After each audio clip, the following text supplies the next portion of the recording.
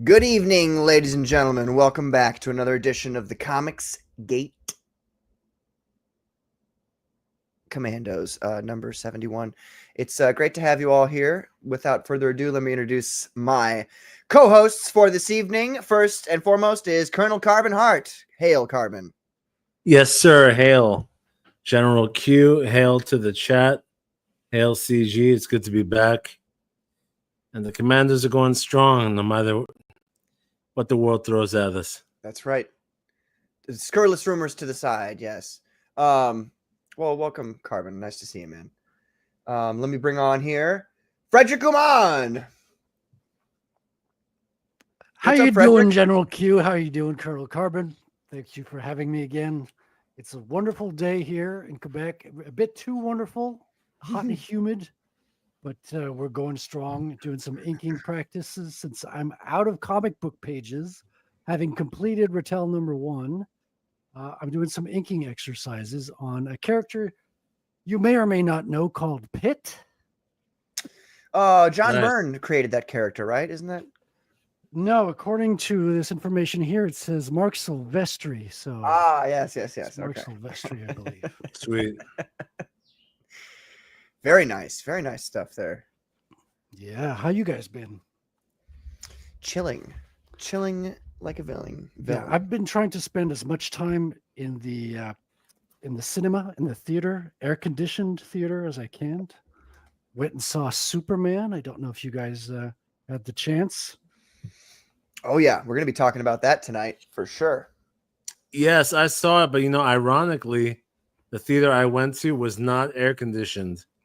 So I had an uncomfortable experience sitting there with some humidity, and I was very angry. Isn't that against the Geneva Convention? Yeah, there's got to be some there was some air conditioned. There was some ventilation going. It was minimal though. I was pissed. I actually almost left, but I was like, all right, let me just rough it out, watch the movie. Damn.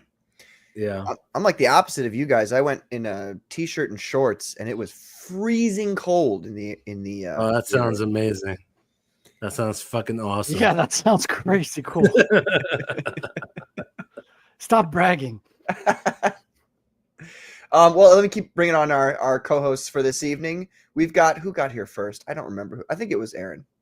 We've got Aaron C. What's up, Aaron? What up? How you doing? Hail man? Comicsgate. Hail Commandos. Thanks and for hail being chat. Good to see everybody. How you doing, Aaron? What's up, Very dude? well, thank you. Yeah, so I saw Superman as well. I saw it in IMAX 3D. Take that. Damn. So good. It was really good in 3D. I like it.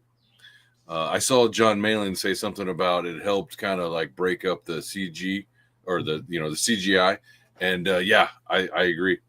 It really helped kind of flesh it out better. So nice.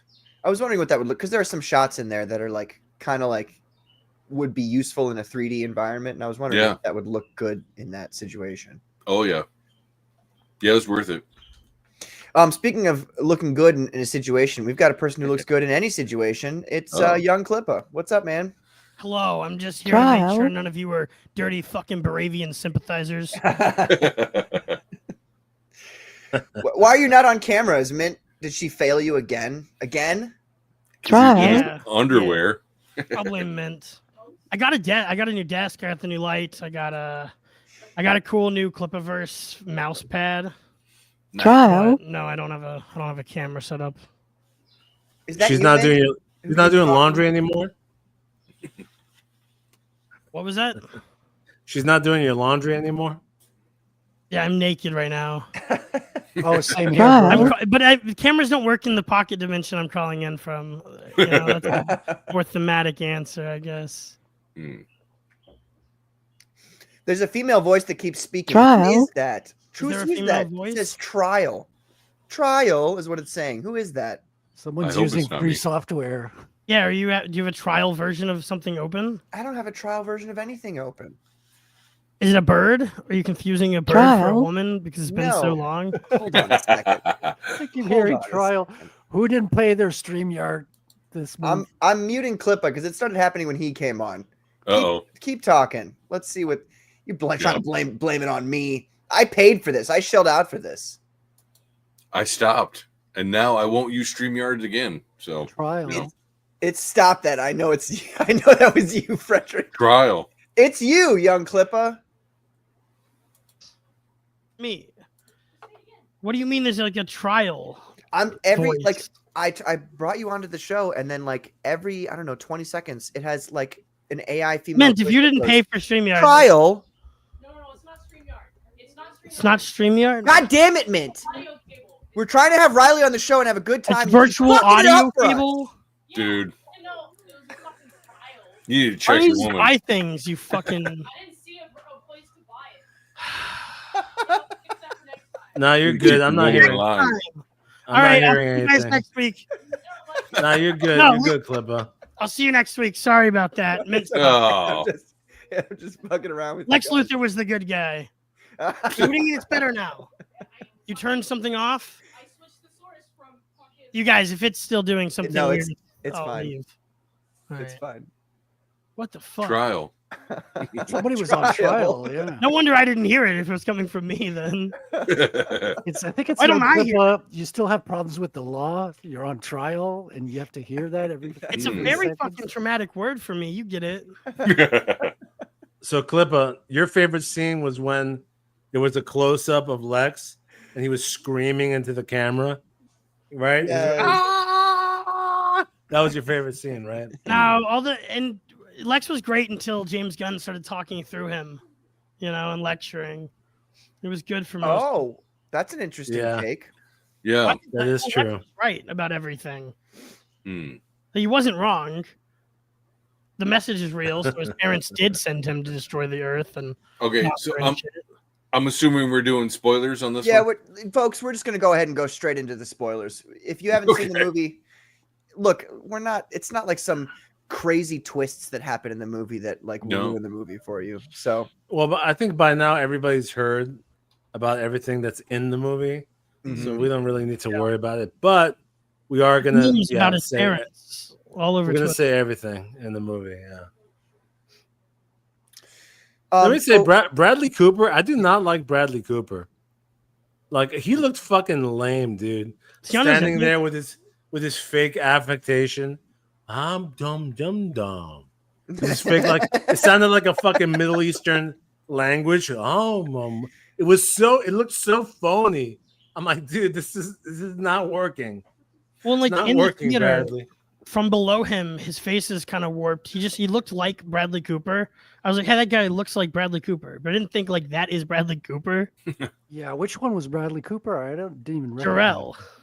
Okay. yeah, that's what my Jarrell. brother said in the theater, and I was like, "There's no looks way like- that's him." Was it actually him? Yeah. Yes, he looked like shit. And was that Lady Gaga? Because it did look like Lady Gaga. No, It wasn't Lady was Gaga. it was not Lady Gaga. It was an When the actress. Star is Born. Oh, No, Angela. Yeah. She's from. She was in Westworld. She's actually a pretty decent Yeah, actress. she's one of the prostitutes from Westworld. You're right. Yeah. Bradley yeah. Cooper probably looked drained because he was around Lady Gaga. She's sucking his life force out of him. He If you got know what I his mean. balls drained. Yeah. Yeah. And YCG, we don't call them prostitutes. We call them actresses. well, let me say hi to the chat real quick. Actually, before we get into it, let me say hi to the chat real quick. We've got Fusebox. What's up, Fusebox? I sent you the link, brother, if you want to come in. We've got Adam Weber here, says US. Thank you, sir, for being here. We got Frederick Amont right here with us. Thank you, Frederick. We have Abu Khan, who says kafir. Abu, you'll be proud of me. I said to a Muslim woman at work the other day, she was eating chicken, and I asked her if that was halal or not. And we got into a nice conversation. So thank you. We've got Hansel Hauser. What's up, Hansel? We've got Art Haida. What's up, Art? Nice to see you, man. Thank you for being here. We also have the Skeleton Core Comics. What's up, Skelly? How you doing, man? Nice to see you. Mm-hmm. We got B.A. Turner. Hail Jabronis. Hail B.A. Hey, Turner. Yay. jabroni. We have Rosario Scribe Comics. What's up, everyone? Hail Commandos. Hail. Hey, Rosario. Thank you for being here, How's Rosario. it going, man? We've got Catalyst Vault. Hail CG Commandos. Hail, sir. Thank you, sir. We have, I sounded like an Indian guy. Thank you, sir. Hail, sir. Thank you. Come again. You bloody, fuck you, bloody. Right. Yeah. Wow, sounds like Oh, we're in come on, Canada. buddy. You have no discount for me, buddy. I'm not holding back tonight, by the No, way. you go ahead. Yeah, Tonight let it out. I'm in rare form, dude. The Rumble's going, so you can say whatever the hell you want. There it is. We got Michael Ferraro. Hail, gentlemen. Hail the friggin' chat. Thank you for being here, Michael. Appreciate it. We have Katie Did. She says, hail. She also says, at work and finishing my side work so I can get the fuck out of work. Yes. Yeah. Good for Oh, you. and thank you, Katie. I have like a lot of shades, and these are some of my favorites. We've got Bretsky the Great. Salutes, chat. Salute, Commandos. Thank you for being here, man. Appreciate it. We've got Liam himself. What's up? He says, "Hail, Liam. Liam, do you want the link? Just let me know. You might be busy, but I know in Australia the timeline's a little bit different. The timeline's different in Australia. In Australia, the United States never was the world superpower. No, I'm just joking. We've got Godfo Universe says, "What up? Hail, Godfo. How you doing, man? Nice to see you." And we've got Wrangler. Hail. Hail, Wrangler. Weird. I don't. How you doing? He's not supposed to say that. A whole lot. Yeah, that's Yeah. clearly not Wrangler. Someone That's not stole his Wrangler. account. What You did you could say say a with whole lot of Wrangler? if it was really Wrangler. Who does great reviews and also character like PvPs. So Wrangler's got a great channel. Go check him out. That's P- right. What are PvPs? PvP, like player versus player. Oh, okay. So Okay. I think They'll so. have like evil character versus evil character, and they fight. It's pretty cool. Nice. And on Liam says, "Thank you for the invite. I'm just too sick, coughing my guts up. Damn, dude, that sucks. Hope you feel better." Yeah. Patrick, did she talk to you without a blood-related male present? You know what that means? She wasn't wearing her burqa either. Horrible. Not Oh, halal damn. at all. That's haram. Yeah. Yeah. Thank you, Wrangler. That's a lot better. Thank you. Peace be upon you. Okay. All right. Let's get back into it. Sorry, I don't know who I interrupted to introduce the chat, but who was? We were talking about. Oh, we were talking about James Gunn, inserting himself into, I guess, Lex Luthor. Explain that. Whoa! I didn't see that. And not in the fun way either. Well, all good movie reviews start at the end when That's they're right. We should- monologuing maybe- with each other. I think we should reset and just do the Yeah. review down the line, starting with Sure. you, Patrick. No, we can't start with me. I'm the host. So Starting no. with Aaron. No. Oh, okay. All right. not We'll me. start with Aaron. Aaron, have you seen it? Yes. Like I said, I saw it in IMAX 3D, which was awesome, except for the sound, which I think I was bitching about in our DM group. So, yeah, the sound was way off. Like, even my son kept covering his ears because it was too high pitched. Mm-hmm. I'm like, man, I don't know. So, but the movie itself, excellent. Really enjoyed it. There's a lot of plot packed in there, but I don't mind that. What was your favorite part of Superman, Aaron? What was my favorite part? That's a good question. I would say the scenes with him and Lois were the best. Really? Mhm. Even the one where they're arguing with each other? Yes, I think that was definitely. So I would say that had to be kept in. I know, who was it? Shane Davis was talking about, hey, it could be cut. And I agree, it could have been cut, and it probably wouldn't have affected the movie. But at the same time, I thought it really humanized Cal. So Kal-El, he's like, we got to see his real human side. He's a young man, and he had a little bit of an argument with his girlfriend. So it was cool to see that, and he didn't punch through her. So that was cool. Relatable. Yeah, relatable. That he didn't punch through her? Yes, you know what I mean. We've got Fusebox here, ladies and gentlemen. What's up, Fusebox? How you doing, man? What's up, y'all? Sorry I couldn't Yeah, pop man. on your show last night, dude. I was out with one of my good old friends. The one friend who didn't abandon me during COVID. I went out to hang out with him for his birthday. So Shit. Oh yeah, no, I mean it was just I was just kind of throwing it out there. I didn't, you weren't. I wasn't demanding you show no, but up. you keep know. doing that because when I can, I will jump on. I just wasn't able to last night. Thank Hell you. yeah. I wish other people who had shows on Tuesday nights would send me links. But Oh, we had a great So, show Aaron, last what's your night, score man. for the movie? Oh, Frederick, I wasn't even thinking about it. Fuck you, Patrick. That's a good. Go ahead, Carmen. Sorry. What was my Aaron, score? yeah, So out of right 10. out of the theater, I would say 10 out of 10. But that's just after coitus. 10 out of kind 10? After Yeah, coitus. that's after coitus glowing. But so in retrospect, I'd say it's probably like an 8.5, maybe, or a Okay, 9. yeah. So you liked it. It was You up liked it a there. lot. There was only a couple scenes that I didn't really care for, but otherwise, all the way around, I really enjoyed it. I thought Corn Sweat did a great job. I don't know. Everybody was really cool. I like the fact, I like James Gunn, where he has he makes a comic book movie feel like a comic book. Yeah. Instead of trying to reinvent it. Everybody's got new stylized suits, or it's supposed to feel real. It's no, it feels like a comic book. So that was really fun. I don't know. Some other stuff. I don't know. I guess I'm looking forward to see what's going to come going forward, because this one was clearly a setup. We get to see him. He's brand new. He doesn't know what he's doing. He's naive. They even make fun of that in the movie. And I think it'll be cool to see him slowly become that stoic Clark, or stoic Kal-El, that we're all used to seeing, like with Snyderverse or with Reeves, who is much more of a stoic kind of character.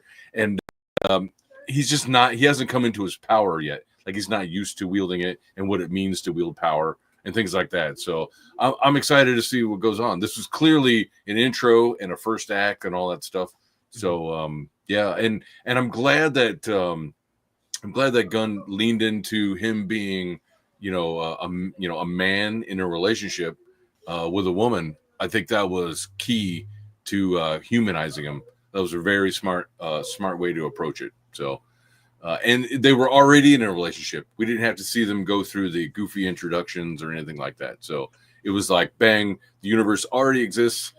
We don't have to, show the scene of Batman's parents being shot in the alley. We'll just go straight to Batman's he's already parents been got at shot in an alley. What? Spoiler. Wait, We're supposed to do wait. spoilers You for can't just Superman, throw that out not there. spoilers for Batman. Come on, Aaron. It's like he's already been at it for a few years, and that was cool. I like that. It's but this was his first defeat. He gets his ass kicked. Yeah.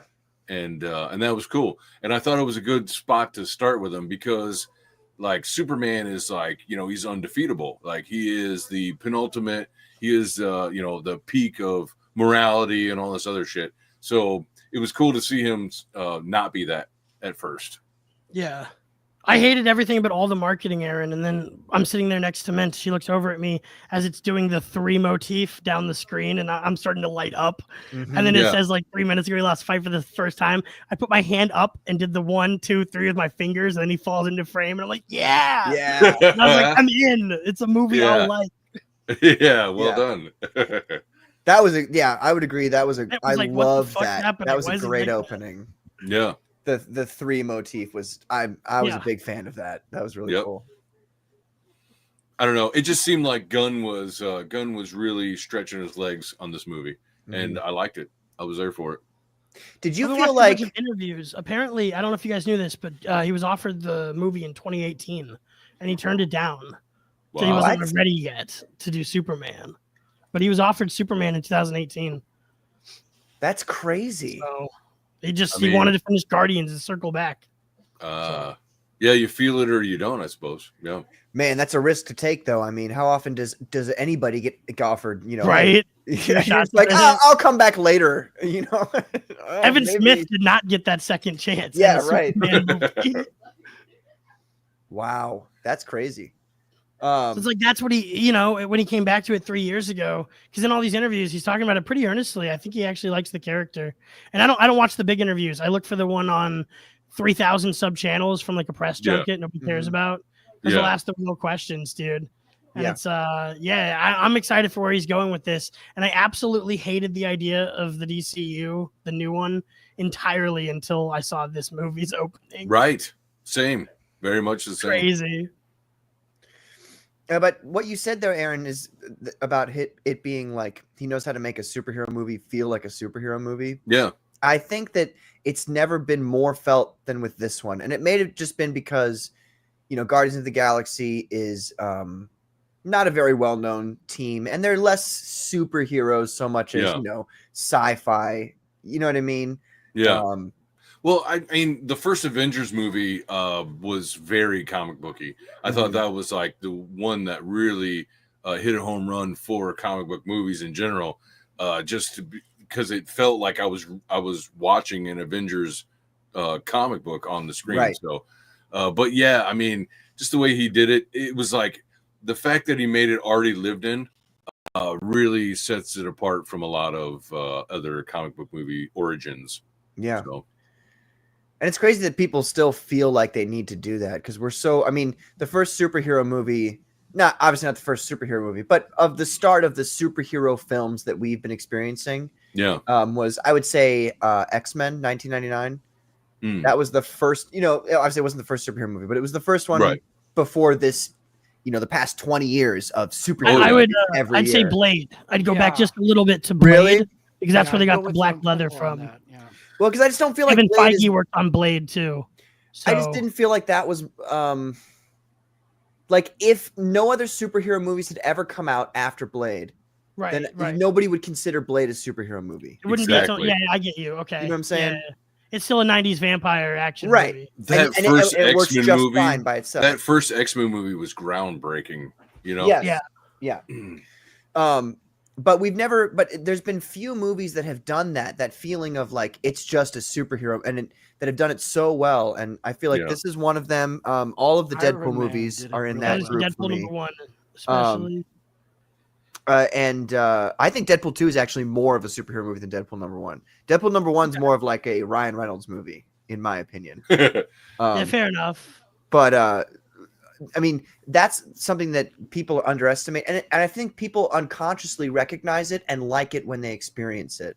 The regular movie-going audience who doesn't read comic books, but they still appreciate that. And I think James Gunn did a fantastic job with this. He's been dipping his toe in the water. Dipping my toe in the water.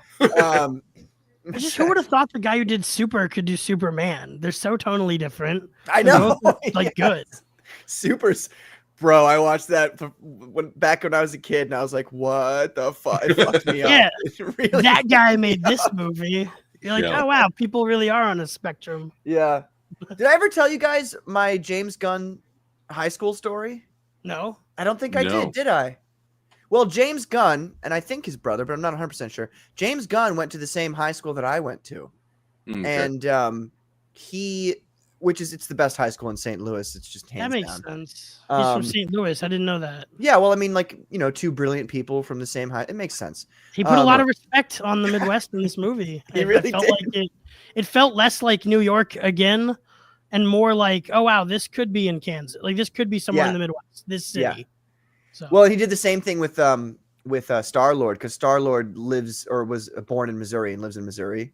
Nice. And that's where we are. So, but I remember in high school, I was a sophomore, and somebody said to me, "Hey, this director from Hollywood's coming, and he's gonna, be talking about Hollywood and movies and all this kind of stuff."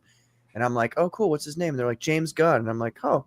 They're like, "Yeah, he went to school here, and he was the guy who did that live action Scooby-Doo movie." and I was like, pass. Okay. I'm not interested in that guy. And now I'm kicking myself. It's like, fuck, I could have met James Gunn. I want to call out the casting for Pa Kent. That was awesome because I'm a fan of that character actor. He's been in a couple things, like he was in the Constantine movie with Keanu Reeves. He was the alcoholic who was throwing back stuff and like died with the demons. He's like drowns himself in alcohol. Well, that dude's been around. He's played bit parts all over the place, and it was cool to see him like center stage in a big movie like this. It was really cool. I hated him at first. He's fat, and I did not like him at first in the role. In fact, and the words of wisdom, I didn't think were very wise. But that's and fine. He's no John Schneider. He needs to be John Schneider. I was gonna say, he has to be somebody that you can that Superman can look up to. Yeah. you know, and be like, I Good want to be like point. my dad. Yeah, And right. I don't know if I got that from this guy, but The old I fat guess loser. emotionally. Well, it's discipline, right? It's like Yes. you have to be disciplined enough to teach your kid that throwing tractors at each other is bad.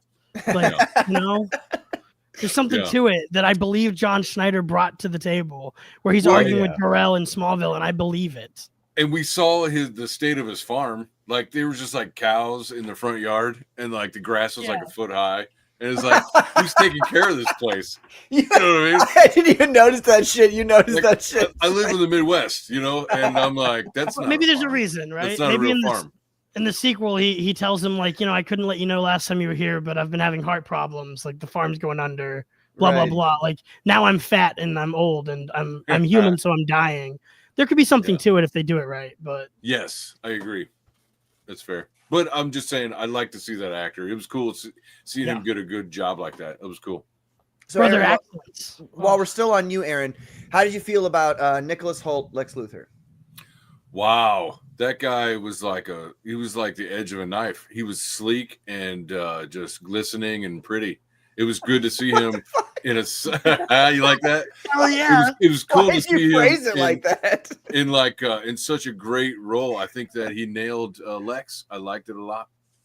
And you know what's funny is like the scene where Crypto attacks Lex towards the end or whatever, and I was like, oh, that's dumb. But I brought my son and his best friend, and they were laughing their asses off to it. So I was like, fair enough. You know, James knows his audience. You know, because they're both like 10, and they thought it was great. You know, He got fucked up by Crypto. he did. You see his arm? Oh my god. So any final thoughts, Aaron? Final thoughts. I would say it's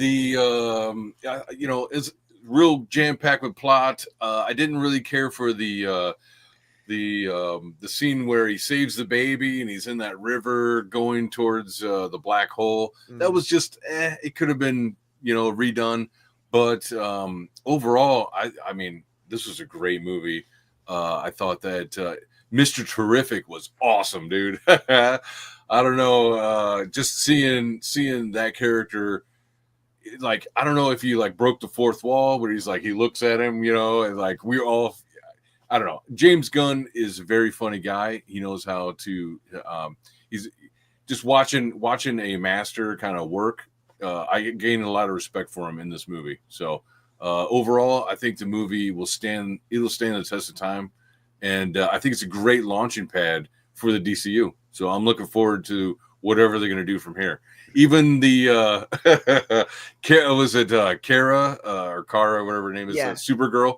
Like, that was so funny. I've known girls like that. So seeing that and that makes me look forward to the Supergirl movie. Yeah, I don't know. I'm excited. I can't wait to see what the DCU does. Very nice. Well, thank you.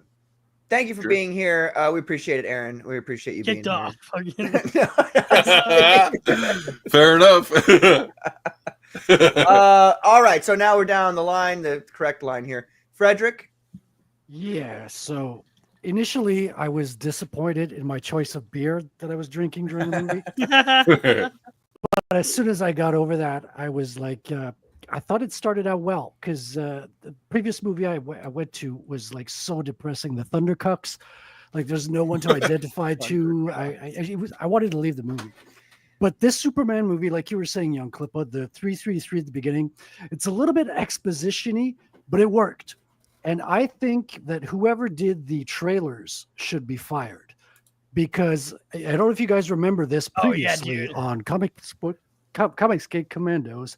I was like, these trailers turned me off. I don't want to see this movie. This movie sucks.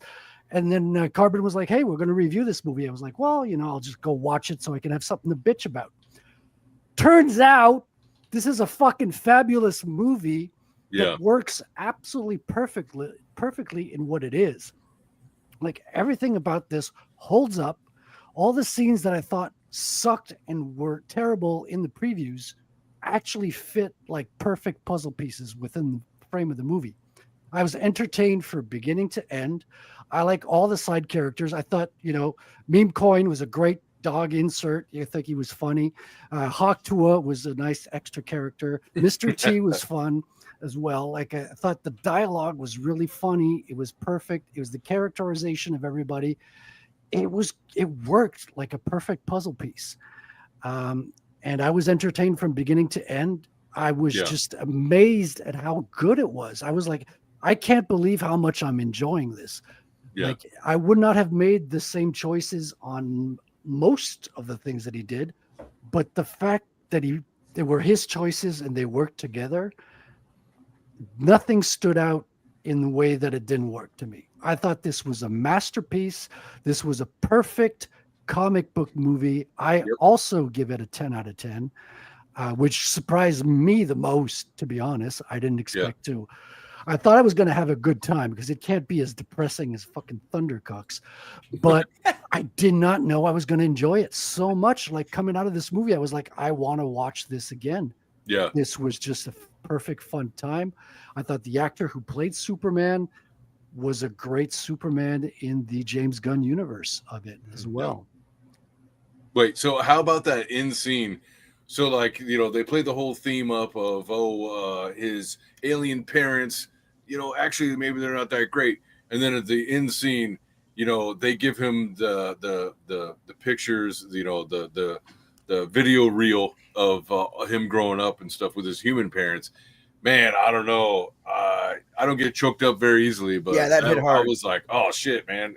Anybody got a napkin? Yeah, man. Like, Same here. Same here. Good stuff. The messaging was perfect. It's like He humanized him really well. Who cares about his alien parents that died? Yeah.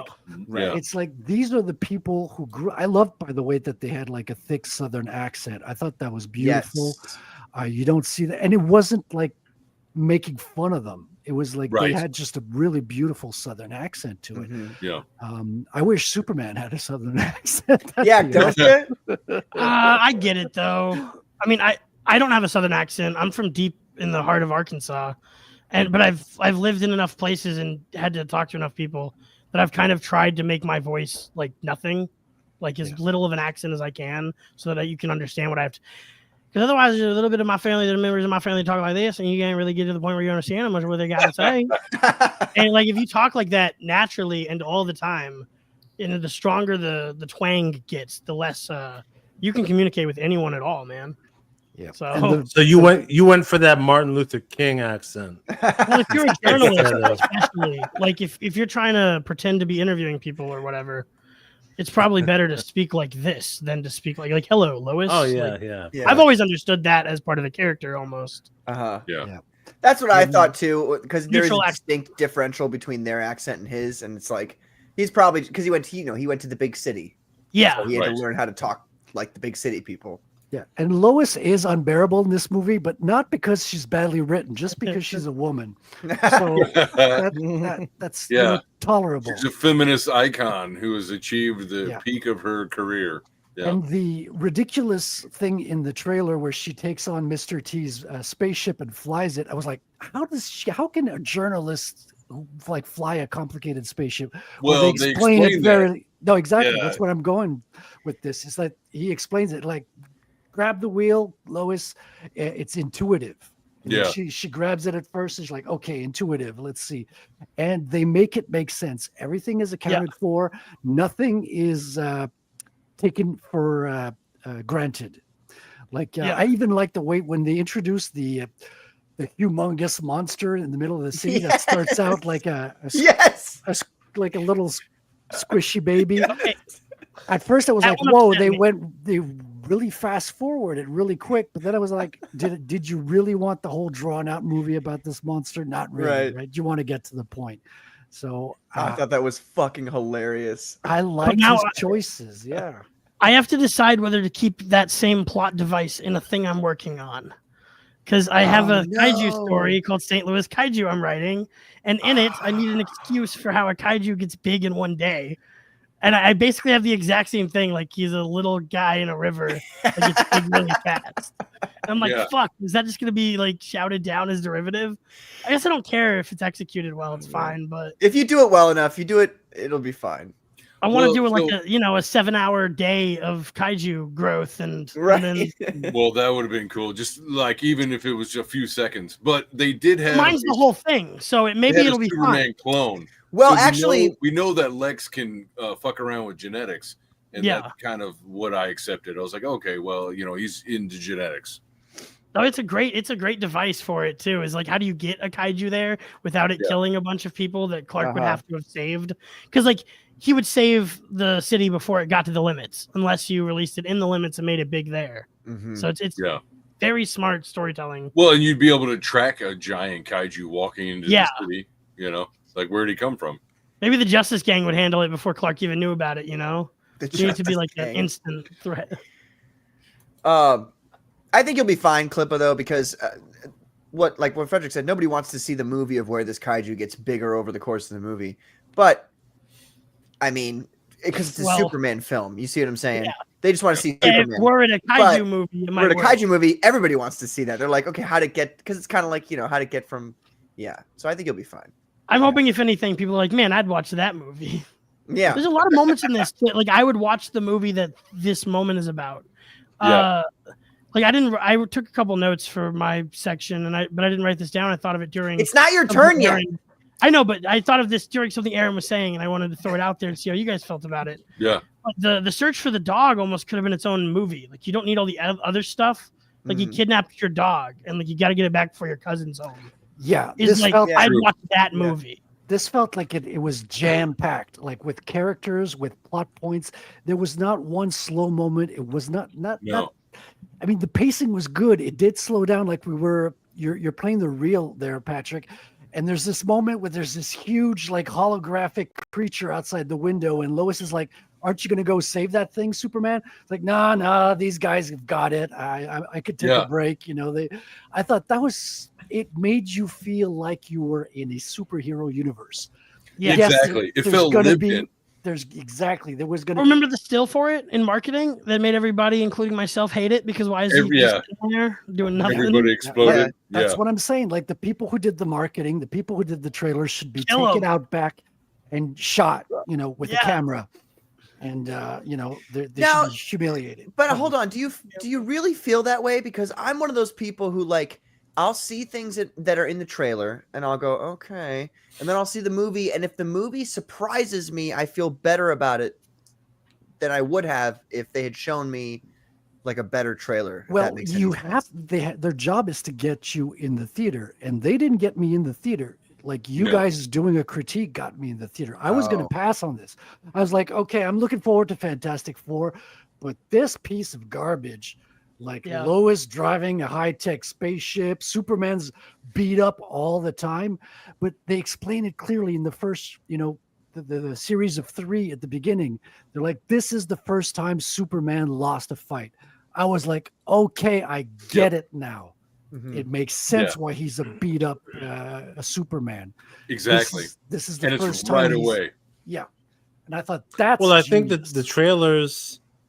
the trailers and all the marketing, I think they deliberately tailored it for the younger generation. I think James Gunn was very smart.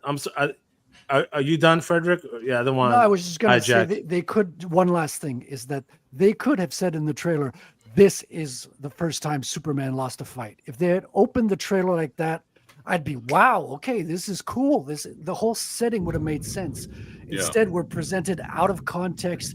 Every scene of Superman is him beat up, full of blood, and I thought, I don't get it. This is disingenuous. What kind of Superman are we going to watch? Over to you, Aaron. Carbon. Yeah. Well, just to start off, overall, I liked the movie. It was a success. It was well done. It was entertaining. It was fun. Casting was very good. I think everybody in it pulled off their roles well. The Yeah. pacing was well done. It didn't feel like 2 hours.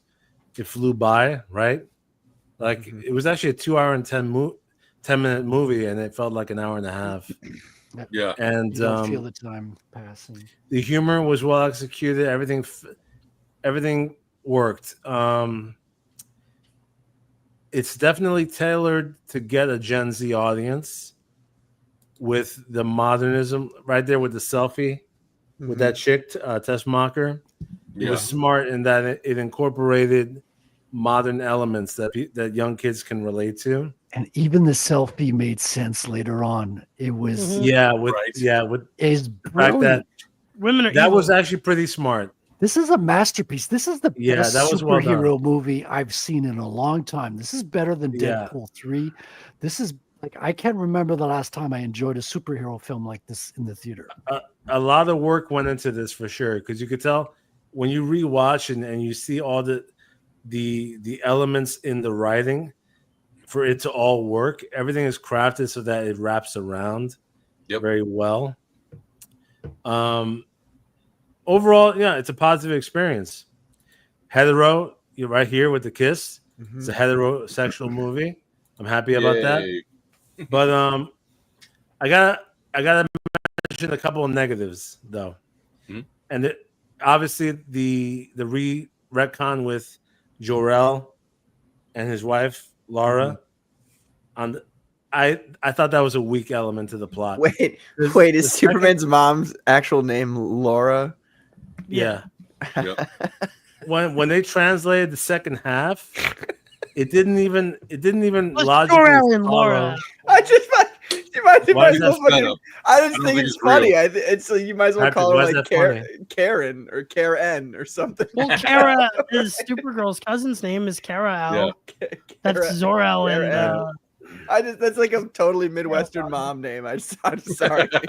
Laura, it's not really, it's not that crazy. But anyway, the second half of that message, it didn't follow logically from the first half. Because the first half is all sentimental. They're going, "Oh, we love you, we care about you so much." Their tone was so heartfelt, right? And then, all right, let's translate the second half. Fuck as many women as possible. Okay. I thought that was based. Dominate. Yeah, it is based, basically, but I agree. But, I think they're saying it in the same tone. It's like Carbon- be the no, but best it- version of yourself and have as many kids as you possibly can. No, but it I didn't love you. work, You're though. great. You're gonna have a lot of wives. It didn't make sense because they're starting out all heartfelt, their tone's all soft, and then she's going, "Yes, dominate the planet, get a still a soft harem." tone. Well, you're attributing a negative denotation to a negative. It's not bad to them. They're saying it like it's like, and get ice cream and make sure you have a picket fence and lots of cows. Well, that's they a good mean point like because enjoy your a lot life. of kids, right? Muslim yeah, parents right. say the same thing about They're the evil. immigrants that come over here. Well, to them, yes, you're Riley. You have a good point there. To them, it's fine, but the movie obviously the movie interpreted it as a negative thing though, because once the public found out about it, they're like, "Oh, you're here to take over us," and the public got angry, So Oh yeah, for sure. But in any Well, I mean case, that's psychotic, right? overall, the retcon I thought was a bad decision, mainly for the reason that I believe that Superman. There was a little bit. Look, I liked the movie overall, but there was a little bit of an overemphasis on him saying, "Oh, I'm one of you guys. I'm a human." Yeah. At the end, his speech to Luthor, right? Like his monologue to Luthor at the end. He goes, "Hey, I'm a human just like you, man. And, I care, and I'm going to do this." And I go, yeah. But you're not, though. But you're not just one of us. Just kidding. But you're not just a human and one of us. Do you want to You're deport him, fucking- Carbon? No, but let me finish, though. Let me finish. This is a deity who can fucking obliterate the entire planet. So as much as he wants to say, "Hey, I'm a human just like you guys," it doesn't really ring true. So this kind of like James Gunn wants to make this. That's why he did that retcon, by the way, so that he can eliminate the legacy of Krypton, so that he can cut off the idea that Krypton sent him to be someone that's going to elevate the world to something greater. Instead, now it's, I'm going to adopt the ideology of my human parents and tell everyone I'm just like you, but you're never going to be just like everyone else. So to me, that irked me. I'm like, that doesn't ring true. Everything else though about the movie was very good. It was still a very fun movie. Yeah. Carbon, I think that you're feeling that it doesn't ring true, that it's not, that doesn't seem right. I think that that's intended by James Gunn because Well, yeah, no, that's I've- fine. no, but I mean, like I've heard rumors that that this, like the world building up to some, giant threat everybody needs to face off against. I've heard rumors that that's Brainiac, and that second half of the message is edited by Brainiac. Right. It's real, as in it's the actual translation of what Clark was sent with. Doesn't mean it's real, as in Jor-El sent it. Right. That's what I think too. Actually, yeah. That's the only thing. I'm just saying that because that's all I've heard. Yeah, So I've If you watch the thrown first that out there. episode of the Superman the Animated Series, which tonally this movie is so much like more similar to than even the All Star Superman comic, it's very Superman the Animated Series. And there's Brainiac like very heavily in the beginning of that show. Look, the possibilities right now for the sequels are very good. There's so much that he can do that can make the sequels awesome, and so I'm looking forward to that. Krypton, Yeah, right? he can pull in. See it. Yeah, he can pull in Brainiac. He can pull in fucking Bizarro and Mr. What's his name? Mixie Spitlick. Yeah, Mixie Spitlick. There's so many great characters he can pull in. But anyway, that's my only gripe with the movie. Otherwise, I give it a 95%. I love 95% of the movie. And the argument with Lois and him, that could have been cut shorter because I did not enjoy that. I was watching that. I turned to my brother. I'm like, I'm gonna go to the bathroom. I don't want to listen to this shit. Yeah. Well, okay. Any final thought, or were those your final thoughts, Carmen? Final thought. I give it a 7.5 out of 10. How does that translate to 95%? What? You said 95%. And you're like 95% of What? it, but he only liked it about 70%. 95% of the movie was good. Autism but I give engaged. What are you saying? I give it a 7.5 out of 10 though. That doesn't make any sense. Because it's not Oh a 9 out of 10. That's crazy. What do you think this is? Okay, I'd say Patrick, fucking- never let Carbon do any accountability. related to You're that. out. No, but Never. you get me. You understand. I think I I'm understand what you're saying, but it does You bother understand. me still the way It's a you different phrased scale. it. It's a different scale. All right, Let me say hello to some people who've been in the chat here. We got Groku. He says, "Hey, hello. What's up, Groku? Thanks for being here." We got Belmont Press Comic Books. Good evening, Belmont. Congratulations on printing. And at this point, I know you said you got in your last post. It said you got 10 of the pencils down, ready to ship out to backers. So congratulations, dude, on fulfillment. That's awesome. Yeah. Fantastic stuff. Another Comicsgate book that's being delivered. It's If wins I'd had across time, the board this week. It's I'm telling crazy. you. All the CG wins this week have been awesome. I love to see it. if I'd had time before this show, I was going to take a picture of all of my backed and fulfilled CG campaigns, which is like at least, it's hard to see in the camera, but at least 2 stacks this big of comic books that just people I bought from independent comic book creators, and they sent it to me. So I was going to do that, but I didn't have time after work. So we got Tank Ferret. He says, "Hail to all of you magnificent bastards and bastettes." Thank you, Tank Ferret, for being here. We got on the rise. I just want to say that CG on the rise, man. Yeah, we're winning. Yeah. Fuck all the haters. Fuck exactly. Yeah. We got Baki Kaviris. Guess my light. Well, that's that, I suppose.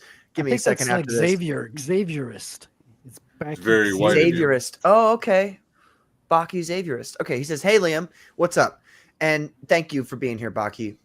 We've got Anthony Gonzalez Clark. He says, "Yo, what's up, Anthony? Thank you for being here too, brother. Appreciate it." We've got Mandy Summers. She says, "What's up, Commandos?" Hey, Hail, Mandy. Thank you for being here. Hope everything's going all right for you. I know it's a tough time. And congrats on the Pit collaboration. That's awesome. Yeah, we're looking forward to the Pit trades right there. It's going to be freaking awesome. Yeah. They're going to be so great. Oh, my God. We've got a serious man here. He says Brainiac for sure. Yes, yes, I agree. So yeah, welcome everybody in the chat there. Hello, thank you for being here. We're gonna continue the conversation here. I'm gonna take a piss and then figure out my light situation because I guess my bulb just went out. And I do just mean take a piss. I will be right back. But thank you, Mandy. I appreciate you. Thank you very much.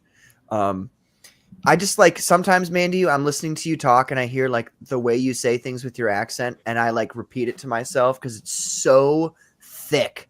Your accent is so thick that I'm like, I can't even do that. Like I can do a Southern accent pretty easily, but yours is like, it's so thick that it's kind of difficult, and it like makes my voice actor be like in my soul be like, oh, I got to figure this one out. So As a In Frenchman, my soul. I think that the Southern accent is the most beautiful version of English there is. oh, you're just sucking up to us now. You just want to be the 51st. Not to state. you. Your accent is terrible. I'm sucking A up to bit Mandy much. and Katie. I think these two girls have got the most beautiful It's a bit. Oh it's my a bit English much. accent. Katie, it is a bit. Katie puts it on. It's a bit. It's not even a real accent. She's just. She's got a dirty Boston accent when you talk to her in private. Yeah, exactly. Yeah, Hey, she's go like, park the car. yeah, exactly. She's like, this fucking loser Sturgis. I'll tell you what. Can I just say, Skeleton Core Comics? He has the right idea. No, yep, there it is. Then you guys would hear me, and you'd also see me. You'd see me be like, Turn off your mic. We wouldn't know what's is going that on. pissing? I'll be right. No, but literally, I don't know why my light went out, but I got to figure this shit out because it's terrible lighting. I'll be right back. Let's see here. Riley. Well, it's yeah, I not know for you've Riley. Yeah. you've been interjecting the whole time, but you might as well give your. Well, I'm not used to fucking giving school presentations instead of conversations. Well, this is what we're doing here. Okay. I figured it out eventually. I was trying to Come be up to quiet. the for chalkboard. Carbon Art. Yeah. I'm just Come up to the fucking with you, chalkboard, bro. give your presentation to the It's class. fine. It's fine. But No, it that's is cool. your No, turn. we'll still have a conversation. Definitely Yeah, interject well- with me, everybody. Yeah, we'll interject. Yeah. Yeah. I'll be right back. So Can't even be on camera. Gosh. So, like I said to both of your points earlier, I think that let's see, I wrote a couple of things I wanted to talk about, but then the conversation, I'm like, oh, you guys made good points I didn't think about. That Search for the Dog thing, like that could have been its own movie, maybe without all the political bluster that none of us have discussed because it's not that important. It's not that enjoyable. It's just sort of a plot device that there is a war in the background. Lex even says it like, no, the war is an excuse for me to come after you. I don't even want a country. Like, I'm just here to fight Superman. Yeah. So he could have just kidnapped his dog, and then the rest of this would still be true. Lex is not an irredeemable villain in this any more than Loki was in the MCU. We see him we see him kill people and do heinous acts of villainy. But he's at the end when Clark gives her that speech about how his superpower could also be just getting up and trying again after you make a mistake. It shows that James Gunn is going to pave a way for like a President Luthor in this world, I think. Yeah. I think he'll be maybe not a good guy, but I think he'll help fight Brainiac, which is why I'm really hoping Brainiac's the big bad guy here. Yeah, I'm hoping that happens. I want to see Luthor in that suit that Ultraman wore. Yeah, that would be. Yeah, man. That seems but green, obvious. But green, Right. There was Brainiac would make sense because there's a whole like brawn versus brain theme. Yeah, and Lex could be the guy that Clark has to turn to, because ego aside, the two of them want to save the world more than they hate each other. Yeah, it's good writing. So. And he was actually right about Kal-El being sent to kill everyone, or at least in so much as he was right about there being a message. Had Clark not had a corrupted version of that file, Lex would be the good guy of the movie. Had it not cut off somewhere he could take a moral value away from and hold on to, then he would have been conquering and breeding. And Lex would have been right to be trying to secretly kill him. So, yeah, all around, I think redeemable Lex. I think you get a guy like Nicholas Hoult because he's really good at playing a redeemable asshole. He got famous in Skins. I mean, he's been acting his whole life, but in the show Skins, he plays a fuckboy named Tony Stoneham who manipulates and betrays every member of his high school friend group in search of, advancements in drugs or money or a place in the school. And then he gets hit by a bus unceremoniously. And in the second season, he's retarded. So everyone that he's betrayed or manipulated has to like take care of him and figure out if they love him or not. And he's not smart Damn. enough to like manipulate and fuck with them anymore like he was in the first. It's very, very good TV. And so that's what I knew Nicholas Hoult from, and I hated him as Beast in the X-Men movies. I don't know if you know, but he was Beast in the X-Men movies. Terrible Beast. Totally wrongly casted. I get that he's smart, and that's what they were going with. But this Lex is a good use of that intelligence. I liked him as the in that zombie movie he did, Warm Bodies. Yeah, Warm Bodies. Yeah. I liked it. It was good. Yeah, that was an okay performance. I didn't like the movie, but that's interesting. Yeah, he's in Warm Bodies. Okay, so him and Mr. Terrific, Eddie Gathegi, they both were in the those X-Men reboot movies. Eddie Gathegi played he was Darwin. Now that makes sense. I was like, I've seen this guy before. And he's in Twilight as one of the three bad That's vampires. where I know him from. Yeah, well, I'm not actually gay, so I haven't seen I mean, the Warm Bodies thing made me remember it, okay? I didn't fucking... Yeah. I wasn't off to it. Universally, everybody liked Mr. Terrific in this movie. Yes. And I agree with that because he was awesome. His scenes were solid and he was fucking cool. It sucks for the CW guy who played Mr. Terrific because no one's ever gonna remember him. There was a CW guy who played. He didn't pull it off though. I mean, no, he didn't. Not to mess with him, but it didn't work with the cornrows, and he was a little zesty too. You know what I mean? Zesty. He was a little. I mean, some of that's got to be writing. I think the actor that played him was gay. Yeah, that's what I mean. Zesty. He's a little gay. Zesty. Yeah. Great Luthor in this. Great Lex. He loves the Tony Awards. Sorry. To one of your points, Aaron, Superman being superhuman is not one of my favorite characterizations of him. I think he should be better than people. Like, he should stop moping, But other than that, I didn't mind the scenes where he does the moping. Because, like again, he just got beaten up for the first time. It's whiplash. He's like, wait, I'm fallible? Oh, shit. Yeah. And my girlfriend doesn't like me today? Fuck. And that has to be one of the character growth points. Dude. The fact that, he can lose, and he has to be a little brooding. He has to be brooding so that us as an audience knows what the opposite of morality is. Like, he has to kind of like wrestle with what it is to be good and all that stuff, and to make the right choices. We have to see him do that. Yeah.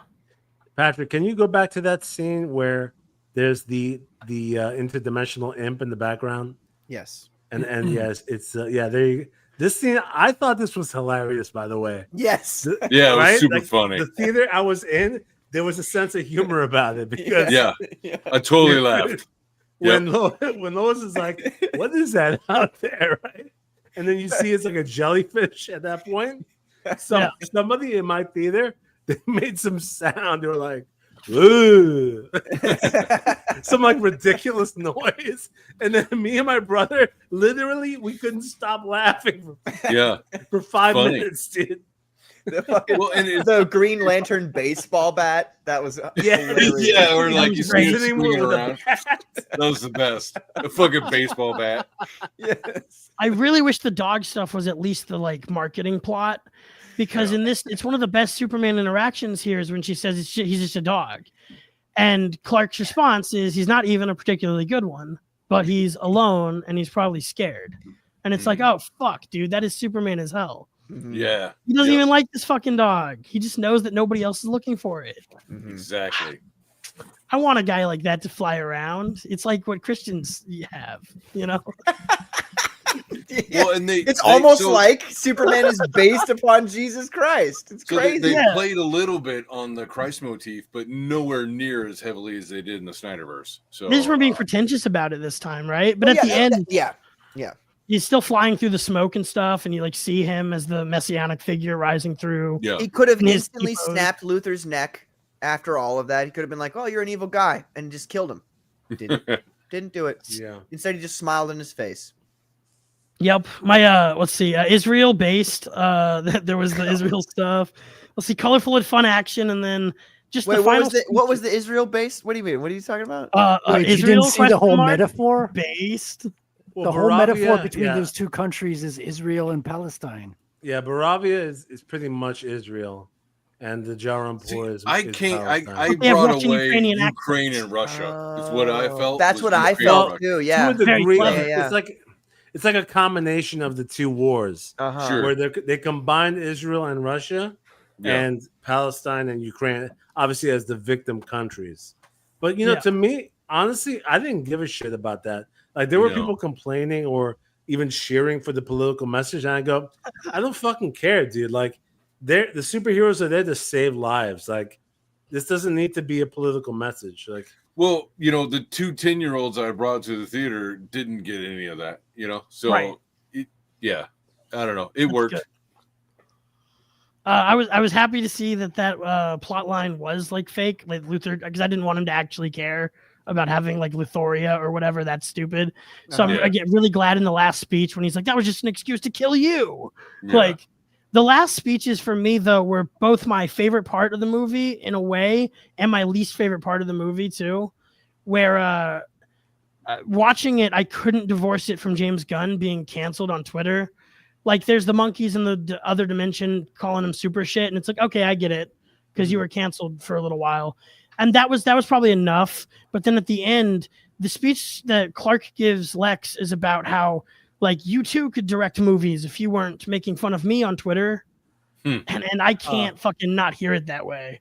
Like, I don't know, maybe it's something wrong with my brain, but when I watch it again, I didn't really hear that. I mean, I mainly just heard Clark being like, "Oh, I'm a human just like you guys." yeah. With Well, why? the ego wasn't of really- filmmakers, I am more inclined to believe Riley. I think. Well, he that- just thinks that he is a superhero and that we could be superheroes too if we were like him instead of like trying to tear him down. This metaphor is in media every like 6 years that you shouldn't be mean to celebrities because they have feelings too.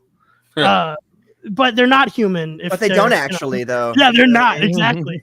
Well, like you said, Carbon Heart, he's not human. So Yeah, the Well, amount of I mean, I can pedophilia agree with jokes you he guys. did. James Gunn probably in his head most likely was thinking that too. I mean, I agree with you on that, where he's like, this speech relates to me, right? where he's like, "You're better But- than me. That's why I want to kill you." Yeah, I And can then he see comes in that. and goes, "You could be like me. You just have to But- choose to." Overall, choose not I mean, to troll. Yeah. but I don't think that ruins the message because I see No. it still applying mainly to Clark being like, "Hey, I want you guys to accept me," right? No, he did a good job. Don't get me wrong. It was Except I'm he just- gave that I'm just- speech to all of the wrong people. Like all of these people ideologically were like, yeah, we're going to kill this guy. Like we're totally on board with Lex Luthor's idea. And Superman comes there, beats the shit out of Lex Luthor essentially, and then goes, "Hey guys, like me." Like he just gave the speech to the wrong people. yeah. Well, because I think it was just for us. It was just for the I audience know, for a I know. second. But can Well, you I imagine mean, everybody I there? They're don't- like, I'm- dude, shut up. We don't. I'm not we trying to want play kill devil's you." advocate here, Yeah. but I think that he wanted to talk to Lex directly there. Because as we know, if you know Lex's character, and actually in this movie they portrayed that very well, where Lex has this crazy maniacal obsession with Superman, right? Yeah. And that was done well in the movie. Mhm. And in that ending, I think the way I took it when I saw him talking to Lex, he was trying desperately to say, "Hey Lex, this needs to stop." Like I saw it as him talking directly to just him. Yeah. And obviously it's not going to work, but that's how I think That's Clark fair. was It trying. could that. work. Like I said, redeemable Lex Luthor for sure. He killed a few people, maybe a lot of people, but that whole setup for that speech is like you could be redeemed. Like it is Clark talking to Lex, trying to Yes. maybe win him over. There's similar moments in Smallville where it's and Lex admits to his reasoning for his hatred for him. Yes. He says it's envy. He Yeah. it's a says, therapeutic breakthrough. yeah, I he love says that, it's by the envy. way. Yeah. That he 'Cause, was just like, like, he kinda- fuck yeah, and that's what it is. Like I He hate kind of you, like I'm envious of you. there's a couple of things that are said, and then he comes down to the truth, Yeah. like you guys were Mhm. saying, kind of like almost like a therapeutic breakthrough. He's like, it's envy. I don't Yeah. mind when these geniuses when these geniuses are mentioned in the same breath as my name, I'm kind of annoyed. But when you're the thing I hear about in the headlines Right. every day, I just fucking loathe it. Right. Because I'm the best. Like Yeah. No, he does say like you're better than me. That's Well, but- and that's probably a thing that James Gunn feels himself too, that I think he wrote into Lex. Because For we're sure. saying that Superman is, the James Gunn stand-in for everybody who came at James Gunn. But I also think he wrote himself into Lex a little bit too, because I felt this way my whole life until I really got into like combat sports and I like doing that Okay. kind of stuff. My whole life I felt like, oh, these fucking meatheads are given all the limelight. Like these guys who do something athletic are given all the limelight. Like fuck them. Like they're so stupid. They don't understand they don't understand art. They don't understand the like minutia of things that are actually important in the real world, intellectually speaking.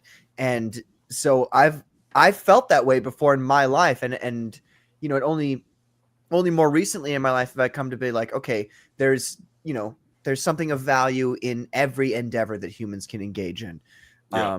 But like, I get that, and I actually felt for Lex during that part where he's like, you're a meathead, like you don't know anything, and I'm incredibly intelligent. I fucking cloned a person, and you're flying around with these powers that like you don't deserve. Like I that's He's like, you didn't do anything to earn this. right, exactly. Yeah, I mean, look, I don't have to tell you how much I agree with Lex Luthor. I'm making a case for why he's the good guy in the movie. When I'm watching the movie, I am thinking like, no, I do want to see Eric July like beaten to death by a clone of himself. And I would do it if I could. Yeah, I would absolutely do it if I could. Hilarious. Too. Only if he was dressed like you. That'd be great. that's one of the best things in this One movie A, is, one A, the one A. Right. all the adversaries they're throwing at Superman are really good. Like the Mexicana chick, like Taco Bell, that she has like all this techno stuff Oh my flowing God. into his lungs. Like that's a good foe for him. Like he can't breathe. What is he gonna do? Yeah. You got But the clone that that's was thrown pretty at him, sick, though. and like, That was pretty cool. all the adversaries were legit threats to Superman, which is supposed to be an invincible being. I thought that was Did you really think Engineer was a legitimate threat to Superman? I didn't. No, I'm Not saying once. that scene There's with a chance, when the there's a nano chance. machines was suffocating him. I'm like, okay, this is pretty sick. In terms of an idea for a weapon, I'm like, Right. I that didn't was think real that life. was going to beat him. Like I know Superman can Well, fly in sure. fucking space, so I was like, Well, we didn't okay, think he was going to nice beat him try. because she wasn't the final boss. But he So- had to deal with that, and he didn't solve it with the first attempt. Like he had to Yeah. try. That's multiple true. Wasn't brute That's force. cool. Yeah. It's him Going overcoming to brute force. space and then coming down as like a fucking meteor was clever. Yeah, I Because agree with only he Godfall could Universe here, survive though. that. I don't think Superman has to breathe. I It don't wasn't think that he has to couldn't breathe. either. It's that it was crushing like internal organs, filling up his Yeah. space, right? But Space it could filling him okay, up. but that makes a bigger problem because physically speaking, nanomachines in Superman's physiology would not be able to crush his internal organs. Because it's not like his skin is invincible and his internal organs are real soft. There are stuff like that we He's could nitpick. Superman. You know Like, what I mean? Like Metamorpho grabbed Superman out of that stream, and he couldn't grab his own baby or whatever. Like It there are things wasn't- we can nitpick there. Yeah, and I- it I'm wasn't just saying, like, that established- it seemed wasn't to me to be, like- established that he couldn't breathe. Eh. Like I never heard Superman not needing to breathe. I mean, Well, you maybe may he be doesn't I right. know have he doesn't- always my whole life I've assumed Superman doesn't need to breathe. Yeah, but I Well, didn't know that. What it is and, that he doesn't need. It's Yeah. not He said doesn't in the need movie. oxygen for. He doesn't need oxygen for a lot longer than normal people. So Yeah, but it's not you can- set up in the movie. That's what I mean. We're just presented That's this fair. character. That's who- fair. who That's can't fair. breathe. Yeah. Yeah. We also the Clark panics, right? So he doesn't know if he can breathe or not either. Like he just starts Okay. freaking out. You That's see it in his also eyes. fair. Yeah. He's like, "Oh fuck!" Like this is abnormal. I think that I think all that's okay. There's nitpicks like who's filming the childhood memories at the end of the movie. Yeah. Like who filmed Yeah. all that. There's nitpicks we could have if we want to take away from the story. That's But the I- NSA. That's my biggest problem with like the movie, or my biggest problems with this movie all have to do with where I can feel the James Gunn in it, like the speech about punk rock and how it's like commercial positivity is punk rock Yeah. now. Yeah. I'm like, Yeah. okay, that's James Gunn. Like, bro, you still look like Green Day. Like, cut your hair. that's right. How smart was that marketing though? Like that was such a great idea to make him accessible. Is to say, well, being good is punk rock. Like Being now good is punk it'll be a rock meme. now. It's great. And I think to be honest with you, I think that it's was going to be good for that was a everybody. swing and a miss. I You think think so? that, Yeah, was I didn't I like think it. that was an attempt to get the kids to be like, oh yeah, that's punk rock. The kids don't give a fuck what's punk rock. They don't care. Mm. Right. They don't even understand what punk rock is. You Like, can't trick they people don't, into being they don't have Thank any good. God. concept of what punk rock is. I They're mean, not being I don't good think because this. it's cool. I don't Like- think the slogan caught on. Being kind is punk rock. I don't think that caught on, but Mm. it looks like the overall message of kindness has caught on though, because most of the people on Twitter who are normies who don't even know Superman have been like, oh, it's nice to see a movie about kindness. So I Yeah. think the kindness message, it did catch on. The punk rock That's thing is good. like, who gives a shit? Like that doesn't Right. really work. I mean, like Well, I it mean, matters I think to it's me a little because bit I more for like whether I or not think you like about that punk. stuff. What's that? It matters to me because I am old enough to think about that stuff. Like, what is punk rock? Is that punk rock? Is because punk rock was cool, but it's also the thing that nobody's doing. And so I'm old enough to understand that concept. These kids these days, they don't even like. That's an entirely different concept that they've not been introduced to because they've not experienced it in their life. but They don't even it's know a- what punk rock it's is. a colloquial term. It's a colloquial term. Is like punk rock is to say that it's against the grain, right? Do Like you think though it's that counterculture.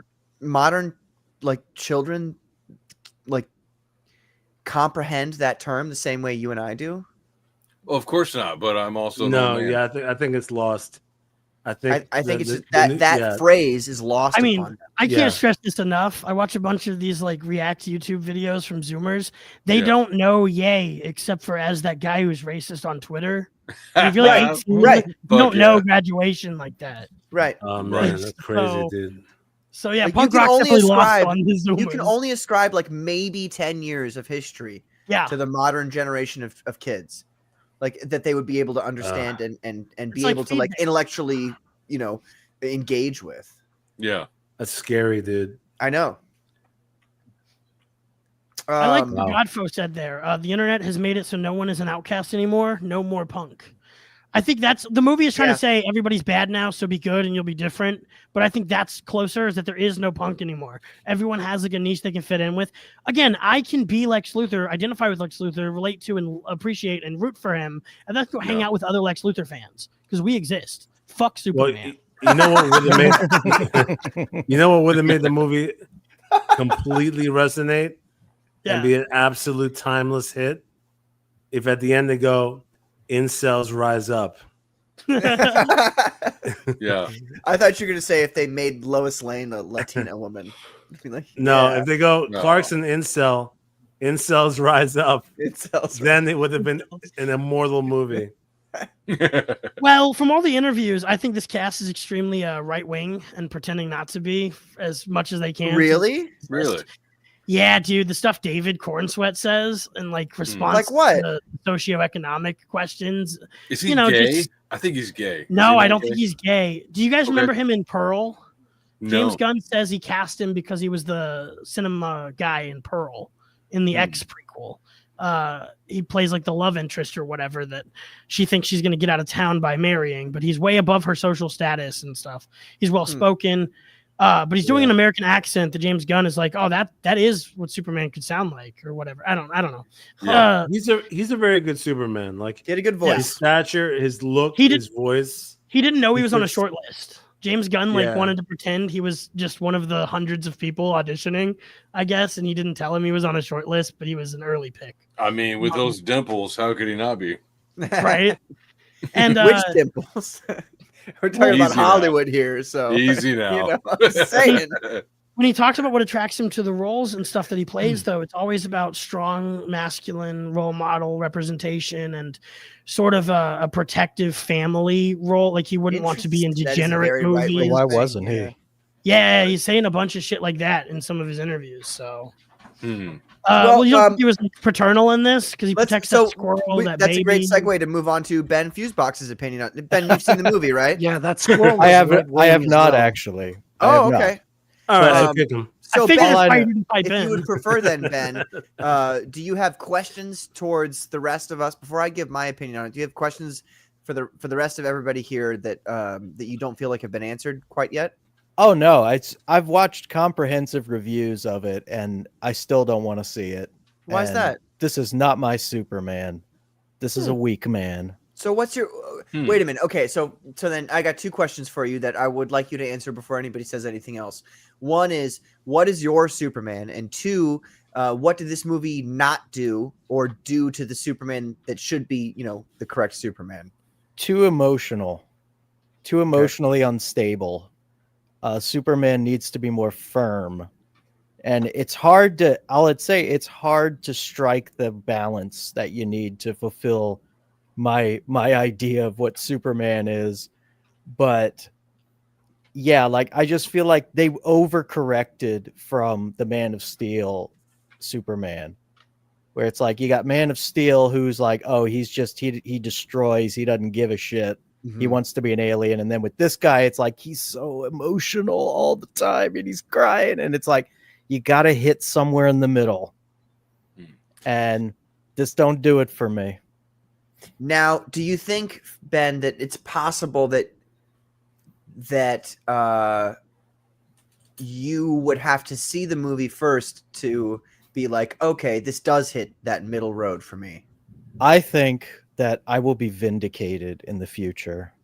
I think that everybody will look back on this and be like, you know what? It wasn't that great. Thank you, Ben. You're welcome. Well, Ben, I totally know what you mean about the being overly emotional, because I didn't mention it before, but the two scenes in which he basically yells, right? One of them is with Lois Lane in that argument, right?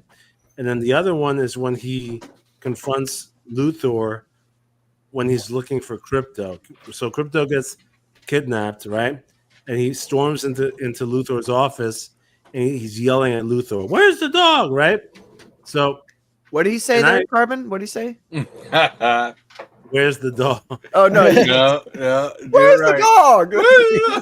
Where's the dog? Yeah, he's yelling, "Where's the dog?" Whatever. Yeah. He was freaking out, breaking things. He should have yelled more. But honestly, though, Ben, here's the thing. Those are really the only two times where he loses his temper in the movie. And I agree, though, that I don't like those moments, especially the one with Luthor, because there's no need for him to storm in and to be yelling at Luthor. This is the most powerful man in the room. He's not used to his power, though. He's not That's stoic. true. He doesn't I know. have He the doesn't same- know. He identifies more as a disagree. man than a god. I you disagree, defend him. Aaron. Ben. Aaron, I disagree. Even though he's still a new Superman, Yeah. 3 years is enough. When you have power to that degree, 3 years or your whole life growing up is enough for you to be like, when I walk into a room, I don't need to yell at anybody, dude. Like, But Carbon, in I'm fairness, in control. I had how the big of same a difference in critique your life with to the way the you act to trailers. things? Like, One Yeah. one the second, first- Frederick. 1 second. Carbon, He seemed like he was in his how 20s. big? You know? How big of a difference have you experienced in your life where you said and did certain things, and then 3 years later, like you're like, oh shit, maybe I shouldn't have been that way. Yeah, You but know what I'm I'm not saying? Superman, dude. Like, No, but that's but Yeah, yes, that's you, the point. but Carbon, and for yes, you are though to a degree. Like, well, yeah, but actually, to answer your question, in my mind, as a fantasy, if I had Superman's powers mhm. from the age of, like, let's say 15 and on, Mhm. that would be enough for me to be like, dude, when I walk around, I don't need to lose my temper. I But don't need to. no, I yell, disagree. I 'cause- disagree 100%. Oh, really? You have one of Superman's powers is not emotional maturity. That's a good point. I think it not- is. It's not wisdom. It's I not think- wisdom. I think it And is. wisdom, I think, is harder to attain with Superman's powers than without them. To be honest with you. Maybe. Yeah.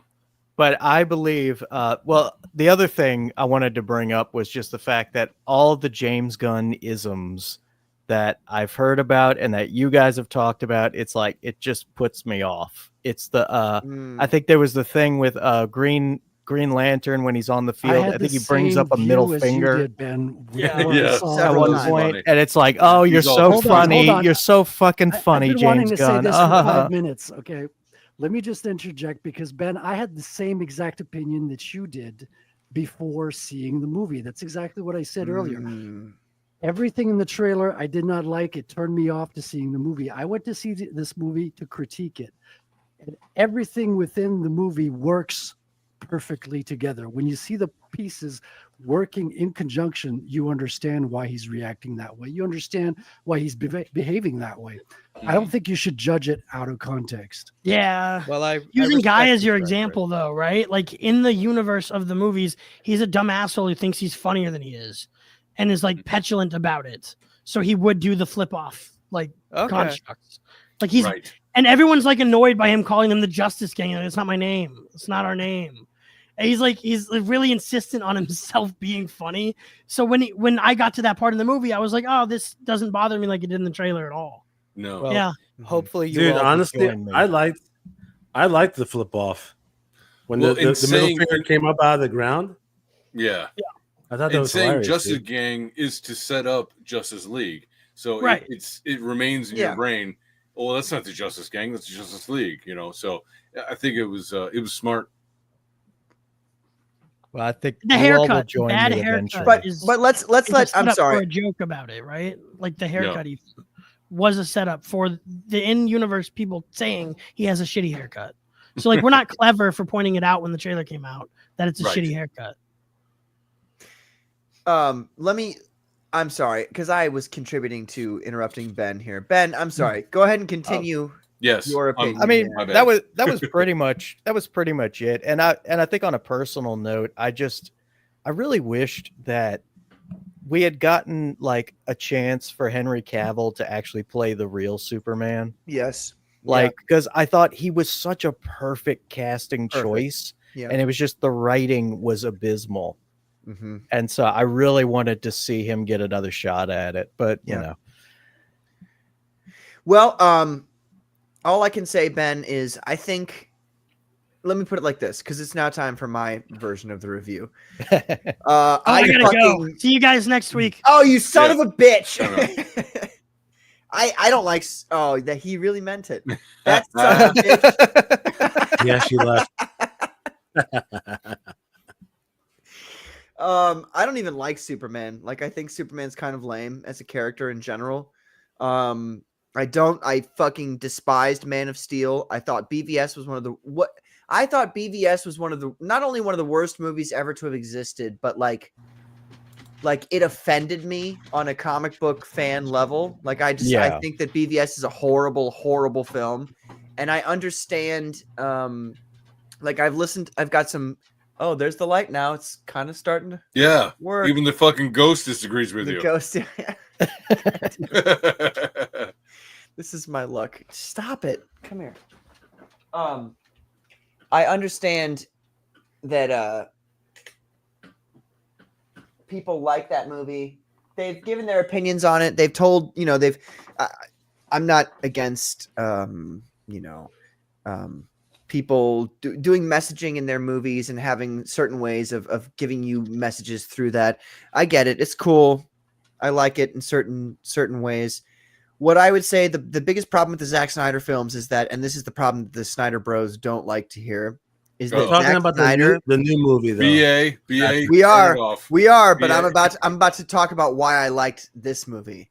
Yeah. The Snyder Bros don't understand that like Zack Snyder is super like sniffing his own farts all the time. oh yeah, And every time he does anything, like it's so like he takes a mace, like an actual like medieval mace that is all the ideas of Superman that he wants to have you understand, and he hits you over the head with it multiple Mhm. times. Like you're already dead, and he's still fucking slamming that mace. He's slamming that mace into your paste pancake blood head. They're like, don't you understand? He's Jesus Christ. You don't get it. And Yeah. for me, it's like Martha. you have to, if you're going to give people subliminal messages that you want them to understand, which I have no problem with because I love that kind of shit. I love that shit more than anything else in the whole world, Yeah. where you like put your little message in there, but it's like sneaky so nobody Yeah. notices it. Big I brain love stuff. that. I love that. It's not when you're not sneaky, when you're just like, when We're you just hit gonna make- people over the head when with you hit it. people You over mean the head like with it, where like he punches the side of the spaceship and like he goes out into space and he does a fucking T pose? right, and the like- T-pose, right. I'm like, Yeah. Where was the choir? come on. Like, Where are the angels? Yeah. so I'm, it gets to a point where you know what it is, and many of you, maybe some of you guys in the chat, I don't know how many people on the panel here, but like my parents and my grandparents would take me to these like Christian movies. Christian movies fucking suck. They're Yes. horrible. Like Christian rock and Christian movies blow so hard. They are the worst movies and the worst music you've ever heard in your whole life, and it's because they don't understand Subtlety. like, you can't it's subtlety, and you can't smack people over the face with your opinions. Like you have to present it. Like, does anybody like half of the world doesn't even understand that Lord of the Rings is a Christian story? They don't it doesn't even occur to them that like, oh yeah, this guy who wrote Lord of the Rings is like a super Orthodox Roman Catholic. They have no idea because he wrote it so well and with such subtlety, even though it's actually kind of pretty obvious when you think about it, like the references that he makes and all that kind of stuff. That like it's so beautiful of a piece of art that it and I think this is the secret, by the way. If you're going to tell a message about whatever, you have to focus on your art first. Yep. And that way, people will either like what you've got or they won't like what you've got, but they might like what you've got and they may disagree with your opinions politically, religiously, yada, yada, yada. Oh, They can won't I notice. add? They can won't I notice add though, something if you real did quick? a great job. Go ahead. I was just gonna add that like I remember Tolkien was interviewed about like, people asking him about the allegories and stuff, and he basically said that he hates allegory. Yeah. And that he was writing it strictly just as the story. Like he wasn't intending any hidden meaning, but the idea is that it subconsciously came out. Right. Right. Like it's, and that's the allegory point for World War I. Yeah. Right.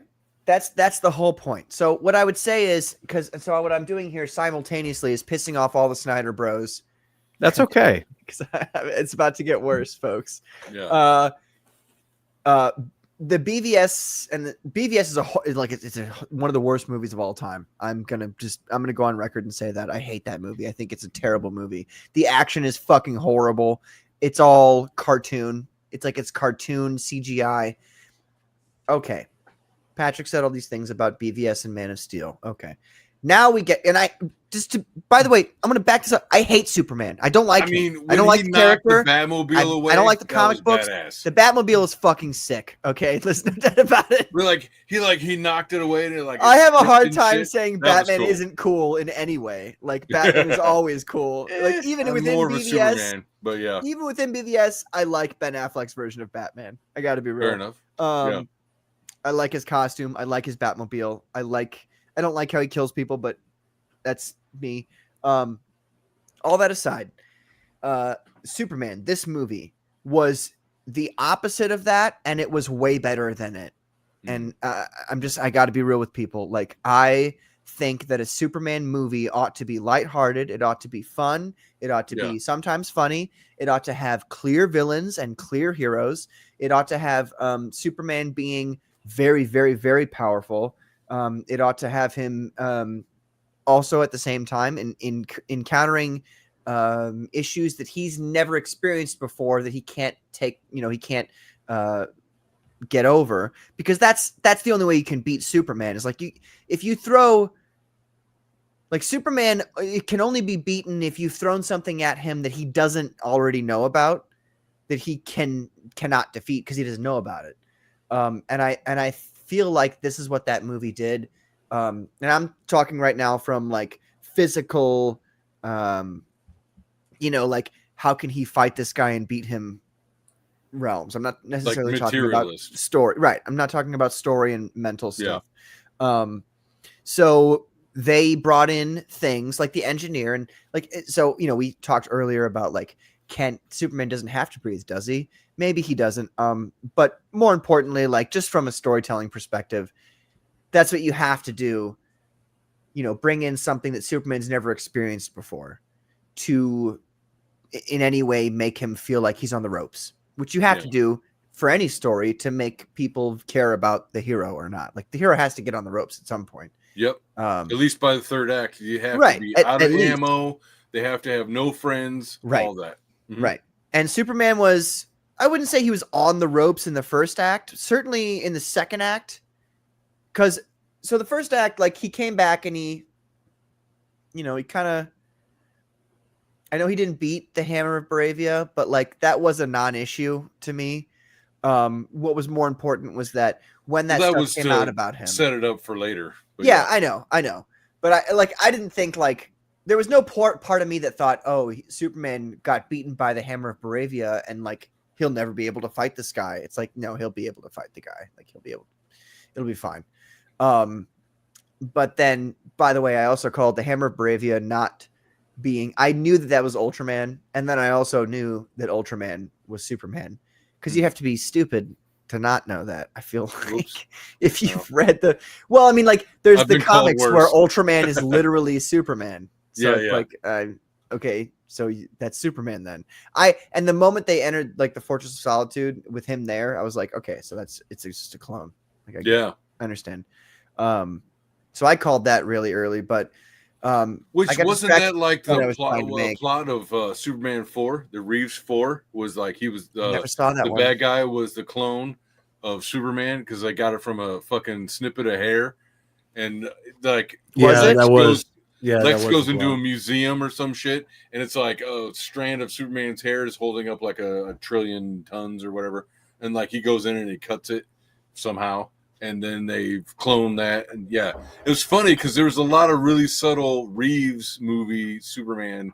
And some not so subtle with the music, which, by the way, thank God. Which was awesome. The music is great. Don't have to mess with it. Just they could have added more of that theme, and that would like literally if the next Spider-Man movie, Spider-Man 4 with the kid, whatever his name is, if that came out and they just like played the Sam Raimi Spider-Man soundtrack, I'd be like, yes, this is good. This is acceptable. But anyway, I was making a point about Superman. Sorry. My point. No, you're fine. I distracted myself as I always do with tangents. Well, your point was that I was right and that everybody should just not see this movie and wait. No. Actually, it's quite the opposite. I would say that everybody ought to see this movie because it was a thoroughly enjoyable movie. It was very fun. It was, as some people have said, and I 100% agree with them, it was a quintessential comic book superhero movie. It was spectacular in the sense that there was nothing to distract from, hey guys, this is a superhero movie about a superhero who's like a good guy. And that's what it was. It was just like, okay, cool. Superman's a cool guy. He's like a nice guy. And he's a superhero and he's a good guy.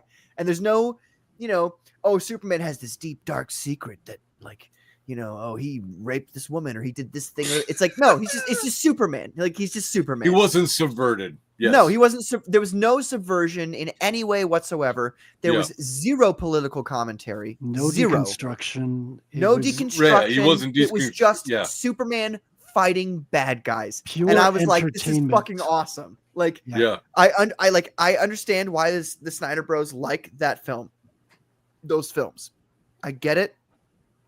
What I would say to you is that what you like about those films could have been done 200 times better by a competent filmmaker. That's what I would say. I think the darkness is of those old films is a way to mask your inability to tell a story in an efficient way that gives people the same feelings that Superman, this film by James Gunn, gave people. That Superman's a good guy, an upfront guy. He's the shining beacon of goodness, and he doesn't, he's not depressed. He's not getting all. So, I understand why people like the messaging of those old movies, but this one does it better than those movies do. And you may not see it that way because they don't fucking slam you over the head with it every 10 seconds like those movies did. This movie is just like a great example. I knew that I was going to like this movie within the first 3 minutes because, what's his name? Sparky, the dog, Crypto, which, by the way, I thought I was going to hate the dog. I hate pets. I hate pets in movies. I loved Crypto. Like, Crypto was great. Like, It was great. The kids I brought with me liked him, and that was really what it was for. It was for the kids. I understood that. And when I Yeah. saw it, I was like, okay, kids and toys. This is what crypto exists for. Yeah. And so that automatically makes me go, I don't like this character. Like, Yeah. if it's not a narrative reason that you've introduced the character and it's like more like a merchandising thing, I don't like it. Grogu. However, crypto was great. I loved crypto. So like, all I can say It's is fun. I wanted to hate the character, watched the movie, didn't hate the character. And then the fact that it wasn't his dog tied it together because it made sense why the dog never listened to his ass. You know, Actually, it's like, that's one thing I didn't like about this movie.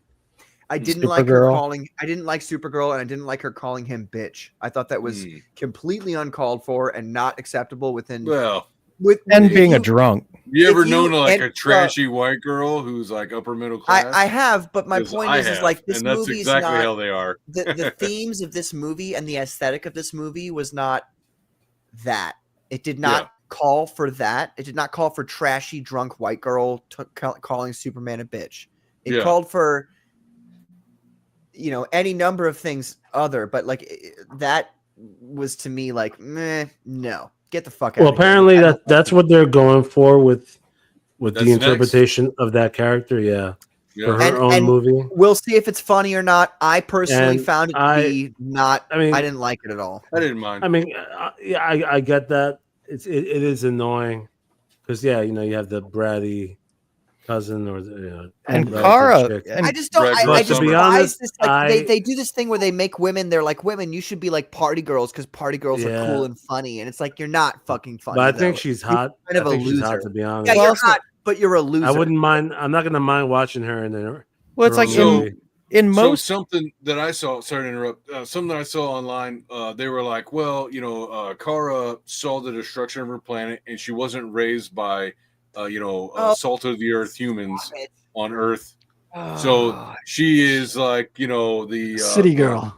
like I said, Yeah. the upper middle class city girl Yeah, I hate- who needs to be grounded, which Yeah, I hate that. The thing I'm I interested. I not- fucking hate that. If your world was destroyed, you would not be such a fucking loser. Like you would Well, trauma. drown yourself Trauma in does a alcohol, lot. Well, die, she needs to or be spanked, is what it is. Yes. I I really enjoyed this movie, and I'm not a Superman fan. And the thing I think really worked with Superman is because usually he's just a goody two shoes. You know what He's I mean? untouchable. He's a boring, wants to do nice. He's just, and I think I they like that really- Superman though. That's his character. They stayed him. away from that, and they made him like really. He felt real to me. He felt I don't wanna- feel like they stayed away from that. I disagree with you. I think that this Superman is goody two shoes Superman, and I like fucking goody two shoes Superman. I like it a lot. I like how it. he Yeah, got it's his good. bones rearranged in the very first 3 minutes, and the first word that he says is not like fuck or ooh or oh man that hurt or whatever. He says golly. And I heard that and I was like, I'm gonna like this movie. Like I know I'm gonna like this movie. well, see, my he just to said me, golly. Like my that's fucking favorite- amazing. my favorite rendition, my favorite modern rendition of Superman was Smallville. And Michael Rosenbaum will never be unseated as the best Lex Luthor. And yeah. But you don't know that yet though, because you haven't seen the movie. Oh, I know You everything. got to go see the movie. Look, man, you've got to go see. It's good. It's a good movie. Yeah, I mean, if you haven't seen it, get real. Smallville was good. I agree with you on that. Honestly, I think Ben, you might end up liking this a little more than you think. Actually, if you watch this new movie, a little bit, you might not love it, but you might like it a little more than you're expecting. I might check it out eventually. I might. Maybe. Sort of. Riley says, "Yeah, that Kara was a waspy bitch. I'd sell her coke for a fun night, though." Yep. Exactly. Yeah, And that was sure. totally her complete aura. And he's right. That's exactly right. But I don't want to see that from a super character like that. That's fine. I've seen it enough. I've seen enough deconstructed, immoral superheroes that I But don't they want to have see to it start anymore. from somewhere. Like No, they have to they don't have to start progress from there, though. something and become better. Well, And, and I'll that's say what we'll see. We'll I see will that say- with her. I've never read a Superman comic book in my entire life. I know that sounds kind of strange, but not once have I ever sat down and read a full-on Superman comic book. Because Yeah. I don't like Superman. Even somebody gave me the Frank Quietly. What is it? Is that All-Star Superman or is that All-Star Superman? Superman. That I mean, is. Death That- of Superman that is is the really I've got you it need to over read. there. You I've need got to it read over that there. book. Yeah, I think Frank Quietly's artwork is fucking lazy.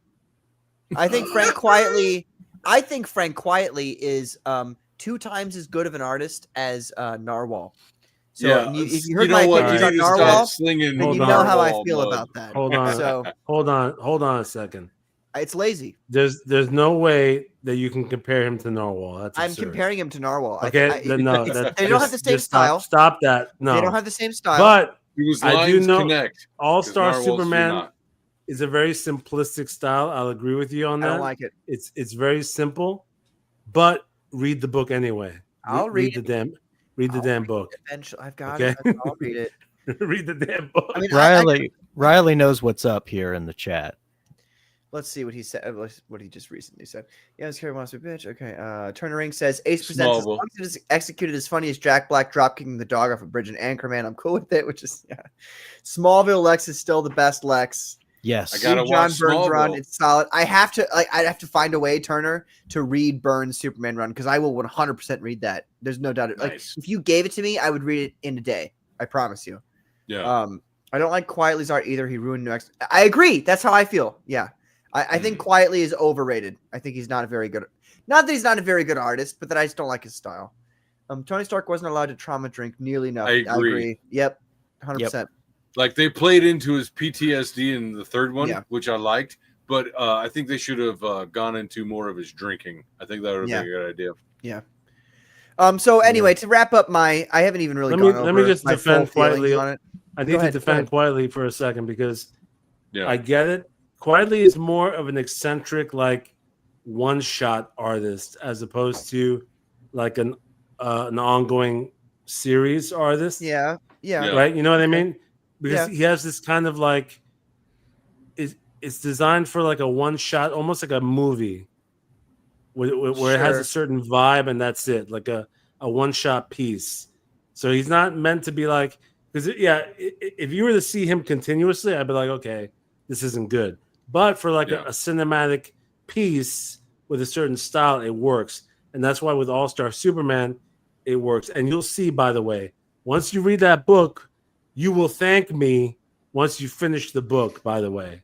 You'll contact me and go, shit, I just finished that book. Well, Okay. I promise That's I'll cool. read it and I'll let you guys know for sure. Riley says All-Star Superman is a triumph of Hercules story. It's a good for tone though. Fair enough. I still hate Quietly for his X-Men redesign, says Turner Inc. Honestly, Turner, that's my least of my complaints with Quietly. I actually am okay with the redesigns, and seeing them done in Ethan Van Sciver's style makes me more inclined to like them. But I just don't like his thin line style. It's the best way I can describe it. I just don't like it. Yeah. And it reminds me of Narwhal. And I've got to be honest, I think that Narwhal is lazy and he does lazy work. And I think that if he put any effort at all into anything other than his layouts and his compositions, then his art would be pretty good. I really do think he'd be pretty good at it. But I'm not trying I to think- shit on Narwhal, but I saw one of the critiques. I am. because I'm sick of I'm one of those people who like I will leave you alone unless a bunch of people are going out calling you like some fucking master and you're Right. not. When people are calling you like really like for instance, a lot of people in the world, and this is you all know about this. People go, "Oh, Pearl Jam's an amazing band." No, they're fucking not. Like Pearl Jam sucks. Like they're not good. And comparatively speaking to every other group of people who existed in the Oh, in my 10, lordy. you know. Anyway, I'm not trying to like I don't have anything against Narwhal other than that I think he's lazy and he should just do better work. So Well, Patrick, what I was going to say was like I saw this critique of him by somebody who's not in the sphere, and they were like, "Oh, it takes time to adjust to his art style." I was like, Yeah, well that means it's fucking shit then. "Yeah." I was like, mean? "Wait a minute, what a weird way to phrase that." It Patrick. takes Well, it you takes know, time the- to adjust to the Saska sisters' art style. Like fuck off. The new book that he did with Mark Miller, though, It looks Is- like garbage. I'm sorry. I love Yeah, him. I bought my the favorite first writer, issue. my I- favorite I'm comic glad for his writer. success. I love I him. am glad for his success.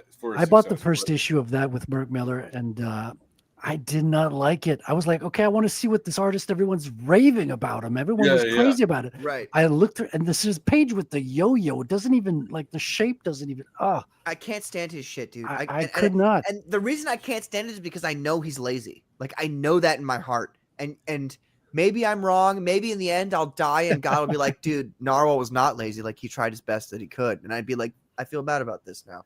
Yeah. But I honestly think that he's just lazy. And that And he saying doesn't that put you the have effort to into get his used to work. an artist after a time, it's saying you have got to get used. That sounds like the Stockholm syndrome. You know, it's like It does, okay, doesn't if it? you stare at Yeah. this until you start liking Yeah. it, Look, okay, I I'm like not. it. I I'm like not it. some kind of Narwhal apologist or fan, even. Yeah. But I don't think it boils down to laziness. I think it boils down to he's trying to do this eccentric style that's very loose. Yeah, because obviously, if he wanted to make it a little bit more, accurate or traditional, he Yeah. could. Mhm. Anybody could. I know he really. could. I know he's got the talent to do it. He's not untalented. No, not He's, at all. he's definitely not untalented. Right. He could get It's- his it's an lines to so- connect. That would be Patrick, cool. Ben, what are you saying?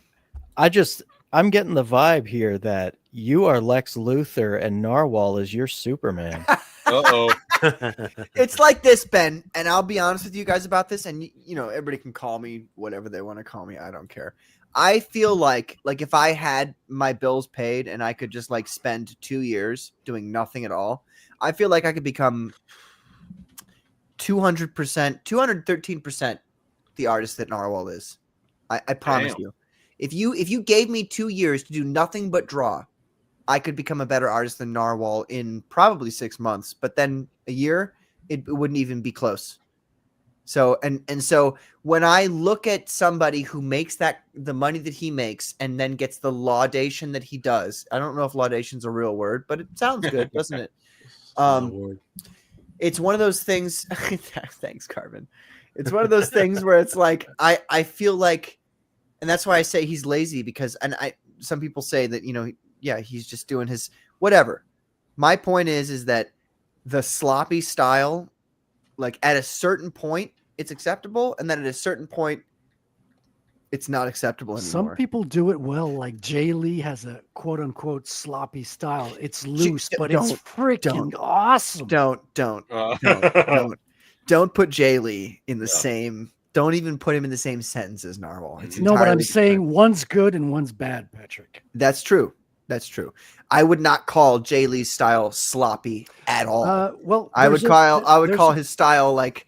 Hold on, let me show you what I mean because there's Okay. Jay Lee had an evolution of style. Now And when Turner he Inc. did is the- right here when he says Narwhal could work for horror. That's true. I agree with you there. There Well, are he there are did different make that genres Nos- of comics that would make He- it work. Yeah, he this made a is- Nosferatu book, which I think probably was his best work. So this You're is a calling this looser. floppy. It's a looser style. There's no backgrounds. Dude, this is still way better than anything Narwhal has done. Of course, I'm Yeah. saying this is good. Narwhal is not.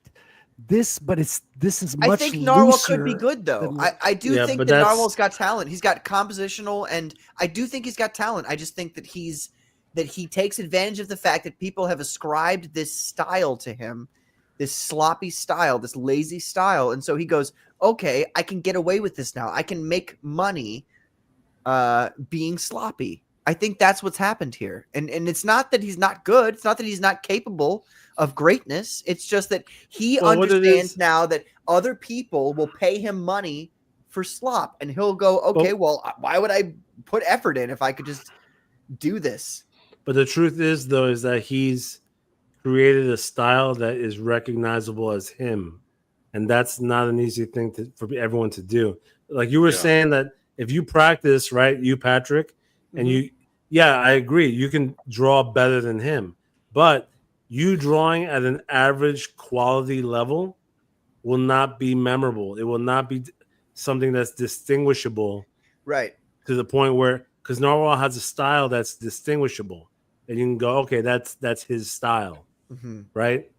So there's value in that. And that's Yeah. what I'm saying. There is. That's what I can appreciate. Even though, like I said, I'm not a fan of his. I think he just needs to find the right project that his style could work for. That's what it is. I agree with you. I think you're right. Riley also says Vatican City is worth a little less than $6 each issue costs to buy. Wait, Whoops. what? Vatican City is worth a little less than the $6 each issue costs to buy. So you're saying like the amount that's spent on it to make it? Sorry. Godfo says, I think Narwhal's Vatican City line art was okay, but the colors were an issue. Well, your opinion's completely out the window now. No, I'm just kidding. I haven't read Vatican City yet, so I'm just kidding. I read all 3 of Vatican City. It sucked, and the story wasn't good enough for the art to be like that. Well, Mark Miller's got he's got an arc schedule, and once you learn how Mark Miller writes, then you get to be like, okay, so these issues are like they're gonna anyway. And look, I'm not trying to. Oh, Yo-yo. I feel like people will be like, "Oh, Patrick's just a salty bitch about this." Look at this yo-yo, man.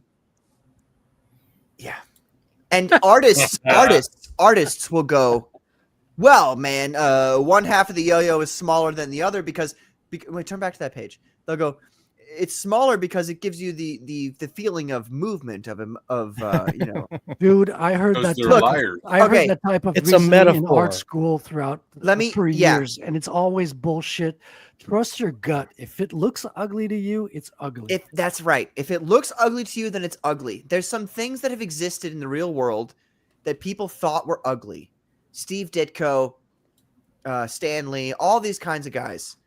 A lot of people, these higher, their own fart sniffing artists were like, oh, these guys are, not good at all because they're not doing this, that, and the other. And these people are fucking legends they're talking about. So it does in the 20 years from now, we'll know whether or not Narwhal was actually a brilliant visionary, artistically speaking or not, because, we're in it right now and we're experiencing his style right now. So I'm sure there were a bunch of people back then who were like, oh, Frank Miller blows. And it's like, well, I think Frank Miller is one of the greatest artists of all time at this point. I wish he would die. I don't mean to say that in the sense of Wow. Shit. like I want him to die, but I just mean to say that like he should stop making art so that his art isn't further eroded. Tell by us what how he's you really doing. feel. I mean, in terms of what I'm a fan of and what all of us are pretty much a fan of, this is a niche style. It doesn't look good. Right. Like we like good looking art. And I Right. get that. And I agree with you. However, there is a point to be made though that something like this might actually withstand in the future because of AI. That's true. AI is going to be all perfection, and then you have Narwhal. It's like, oh, that's Narwhal style. It stands out. Yeah, Against- it's shit. And so I don't it's give a Narwhal shit. style. Fuck Narwhal. Stands out. I don't care about Narwhal. I don't mean to be defending him. I'm just saying that there's an argument to be made about doing something like that. Yeah, you're right. That's all You're I'm right. saying. Yeah. I agree with you.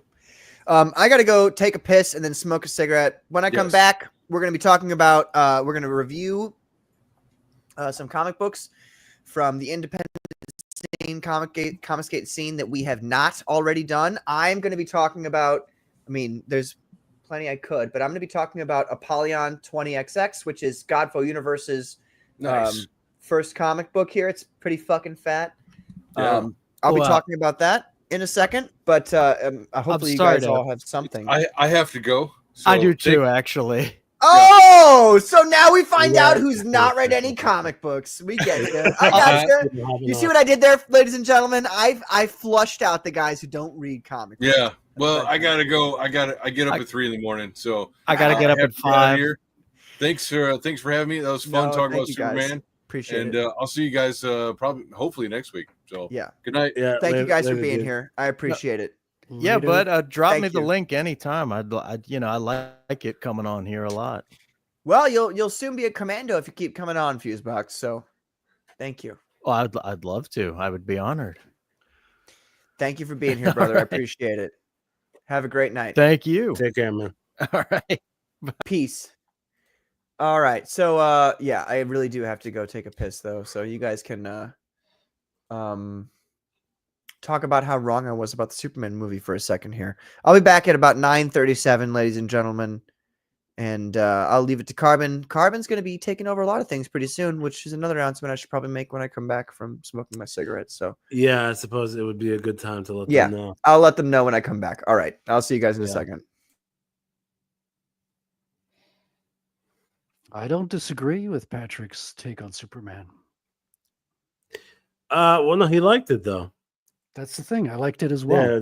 Yeah, there was nothing controversial I mean, about. I his disagree take. with, with Fusebox's take, not having seen it, but Yeah, well, he's being a little bit closed towards it for sure. And at the same time, I understand why, because Superman in this movie has a little more. There's a lot more vulnerability, right? He gets emotional. well, I loses his understand why temper. as well, because that's exactly how I felt before seeing the movie. My point is that if you actually see it, you understand in context. I think his Superman makes sense in his Superman universe. You know what I mean? Yeah, and I think it fits with the style of the movie itself, which is a little more down to earth, lighthearted. There's more sense of humor. There's more people Yeah. cracking jokes, and It being is a a little James more. Gunn movie. Yeah, it's a James Gunn movie. It's more relatable. So, he wanted to make a Superman that more people can relate to, rather than a guy who's never going to lose his temper or never going to show vulnerability. And that's also one of the criticisms that people have had for Superman for a while, as to why they haven't been a fan of him, saying, "Oh, Superman's boring. He wins every fight. He's super strong. He's overpowered, and so it's boring as a result." So, all right, as a result, with this movie, they go, "All right, he's gonna get his ass kicked sometimes. He's gonna be vulnerable." And then you have people complaining about that. So it's damned if you do, damned if you don't. It's like with the Zeros from Friday Night Tights and them, right? They hated this movie. They were all saying that it was terrible. Everything about it. I watched their review of it on Friday Night Tights, and they all just shat on the whole thing.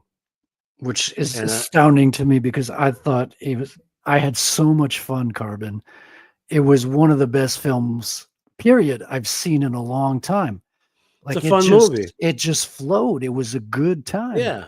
How close-minded Yeah. do you have to be? How they made their minds up before they went into the theater, I'm sure. Well, I mean, consider this. Jeremy Griggs is one of the prominent guys on Friday Night Tights, right? Mhm, yeah. You know who he is, right? The Geeks and Yeah, I Gamers used to dude. watch them. I haven't watched them in a while, but I used to watch them every Friday. So Jeremy Griggs is a guy for the longest time has been saying that he doesn't not like Man of Steel. He's always complained about Man of Steel, saying he doesn't like the fact that Superman killed Zod at the end, and that Superman was too dark, and that he didn't portray the proper wholesome Superman. Okay, fair enough. Now you have this movie come out, and he says he hates everything about it, even to the point where he goes, literally, he said this. He goes, "Now I went back to Man of Steel, and that's better, in my opinion, than this." Go fuck yourself, dude. You're never going to be happy. You're just going to complain to the bitter end. Yeah, I wonder how useful it is for him to change his opinion, because he's the guy who loved The Last Jedi when he went to see it. Like, it was always Oh, there's a yeah. review of him loving The Last Jedi, and then suddenly he changed his views on it, and What an asshole. he became the biggest hater of The Last Jedi. What an idiot. You know, So he proved right there that he's not honest. He just goes with the algorithm. He goes with what's going to work for the videos. I wonder. I mean, I saw his Snow White review, and he didn't even stay in the movie theater to watch the whole film. He walked out, that was and then he he started. drove. He Yeah, recorded it in the car. he did a That car was video. hilarious. Yeah, it was funny. I'll give him that. But I don't know how reliable. I mean, I'm not interested in Snow White at all. Either way, whether it's Well, good or I mean, not. clearly that's yeah. But But either way, this group of people, the FNT guys, the Geeks and Gamers dudes, they've proven that they're phony as fuck with their movie reviews. yeah, I mean, sometimes I'll agree with them.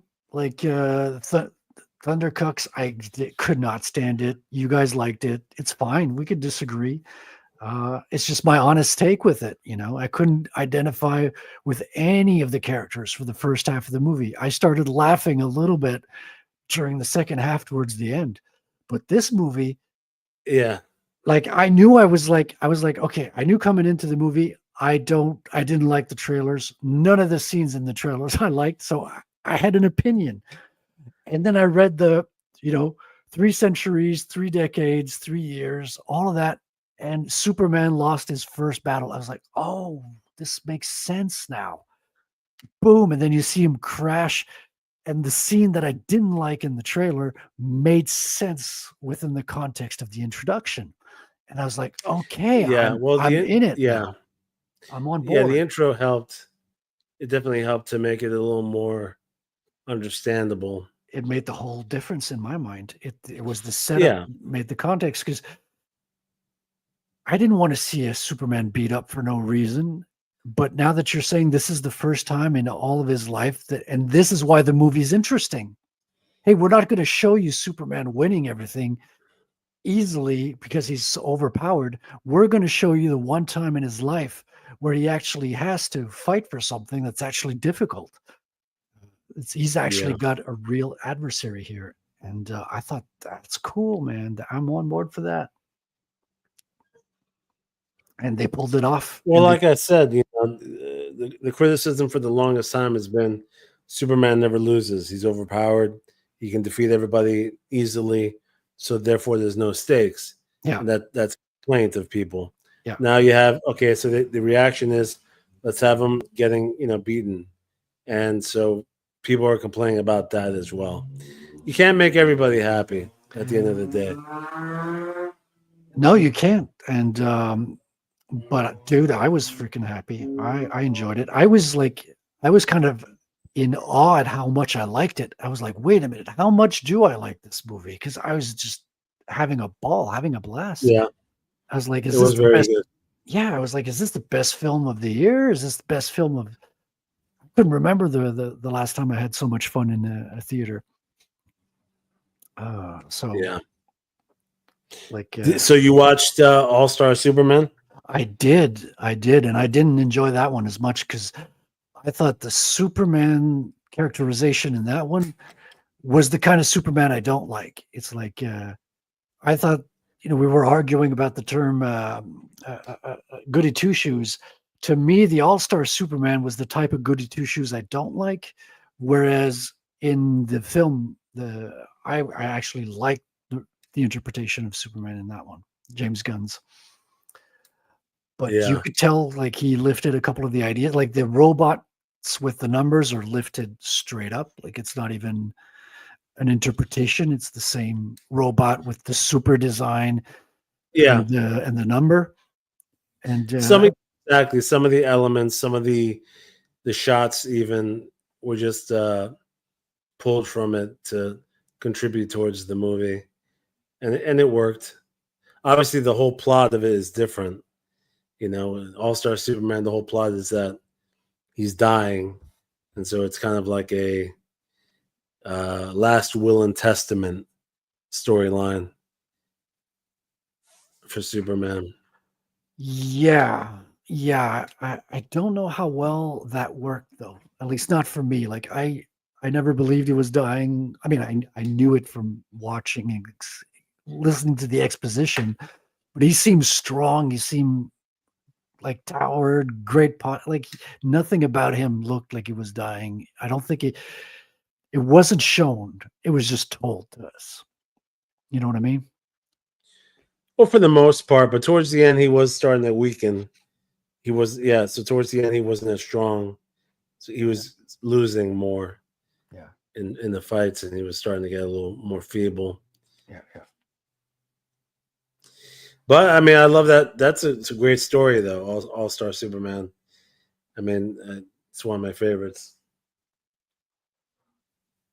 Yeah. Superman's not one of my favorite heroes. Like, I like the 78 film. I thought that one was a good story, worked well. But I never got into the books. It's not a character I followed. Like, even during the death of Superman, it's one of those things where I'm like, okay, well, I always wanted to like DC Comics. Like, I'm like, okay, let me buy some DC. Let me get into DC. I'm sure there's a whole universe of stories that I'm missing out on. And I always went in to get a taste of it, and it never hooked me in, and never like pulled me in. And Yeah, I was never totally sold on those characters. well, I mean, I'll admit that the truth of the matter is when it comes to Superman comics, I mean, he's been around for a very long time. There aren't that many story arcs that even I myself am interested in, because it gets very repetitive. His roster of villains is not that big, and so when you look past 80 years or so of comics for Superman, there's only a few story arcs that I actually like, and like you said, one of them is the death and return of Superman. And there's a few graphic novels pretty much that I like. Other than that, though, like, yeah, I mean, I've never collected Superman continuously because it does get a little bit old. Yeah. And around the time that Superman died is when Pitt came out, strangely, oddly enough. Yeah, early 90s, yeah. Yeah. Well, I'm back. I was out there smoking a cigarette and I was thinking about it. I do want to specify that I don't think that Narwhal's a bad artist. I think that he's spectacular when it comes to composition. I just want to say that, like, I feel like he could put more effort into his line work. That's all. Yeah. I'm not calling him a bad artist. I'm not saying that he's not good at the things he's good at. He is good at the things he's good at. He's spectacular. He's way better than a lot of people, even in Comicsgate, like these, with composition and things like that. And so I'm not trying to, it may seem to a lot of people like I'm like, oh, he's not Comicsgate anymore, so I hate him. That's not what it is. It's more just like, I just wish that he would try harder with his line work. That's I understand you, Patrick, because I feel the same way. Like, I gave the book a shot because everyone was raving about it. I was like, all right, I can't wait to discover this new hot artist.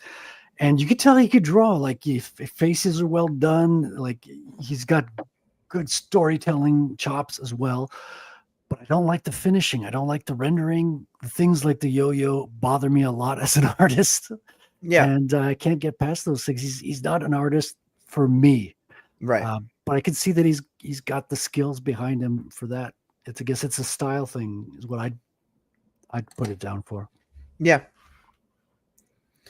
And I was on record for saying the same thing about Rainey's style. I don't like Rainey's style. Not to say she's a bad artist in any way whatsoever. I just don't like her style.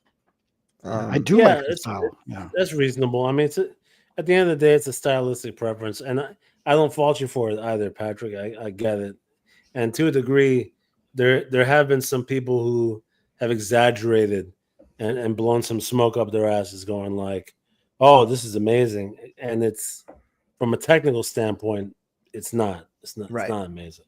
Right. Yeah.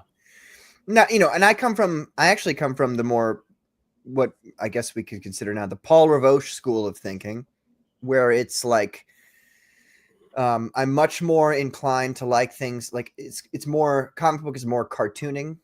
Maybe that's a bad phrase to put it. Maybe he would be mad at me for saying it like that. But you have to, illustrate to the audience, no pun intended. Right. What's going on in the panel outside of just, super hyper detailed pictures, which, there's people out there like, what's his name? Rob Willis, really great artist. Yeah. Still waiting on my piece from him that I commissioned over a year ago, but that does bother me. We'll see what happens with that. I don't even think I'm even on his radar. I think he just completely forgot about it. But there's people like that who are like, they do crazy stuff, and you look at it, Yeah, and you're like, wow, this is it's amazing, highly rendered. highly rendered. But Yeah. there is an aspect where the comic books are not about necessarily highly rendered stuff. It's cool to see it, and it got brought in with the 90s and those spectacular 90s artists like Jim Lee and Todd McFarlane, all those guys. Mark Silvestri. Case in point. I'm gonna have to hop out as well, guys. I'm like in a hot box right now, and I've got a pounding headache. It looks like we're gonna have an early night because I was about to dip out after your announcement, Patrick. Oh wow. Okay, so then let me make my Frederick. Do you have time for me to make my announcement? Yes, I do. Yep. I'm still going to talk about Godfoe when you guys leave. It's okay. So, ladies and gentlemen, here is listening in the chat. I have to take a break from streaming. Long story short, it's just how it is. The internet. I'm not an internet guy. I'm a real live human being who enjoys conversations with real people, and that's why this show is the way that it is. Where we'll have a tangent that happens, and we'll just keep going. We'll just keep talking about that tangent and not even address the issue that we've been on the show for. I just need to take a break from the internet. I don't like the internet. I think the internet is mostly evil, and it's been stressing me out. And I've got my own personal things going on at home that I'm just like, I can't do all of this at the same time. And I've got Phenomenal Tales number 2, which I still have yet to have. The official script is not constructed yet. I have a lot of work before me for that with Peter Gilmore. And then I've got, Phenomenon number 3, which I still have to there's things that I learned from doing Phenomenon number 2, even before anybody's gotten it and has reviewed it and told me their opinions about what I need to correct. I still have opinions on my own that I feel like, okay, I need to focus on this for the next issue. And so streaming is just, it's one of those things where I can't do it at the moment. So I would say I'm going to be out for approximately a month to a month and a half, maybe 2 months. We'll see what happens. Obviously I don't want to be gone, but things happen. You got to focus on your real life first if you're going to do anything on the internet and be enjoyable and entertaining to people. So I really do feel like I have to do that, not only for myself, but for you guys as well. So I'll be gone for about a month and a half. In the meantime, Carbon's going to be taking over the Comicsgate Commandos. I have unsubscribed from his page here so I can show you guys exactly what you need to do.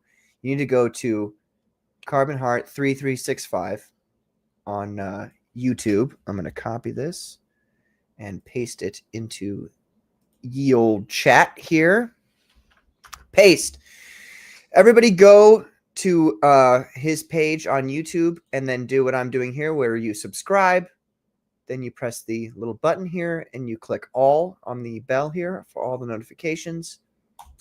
And then that will essentially get you ready for the next Comicsgate Commando show, number 72, which will happen on Carbon's channel next week, I assume.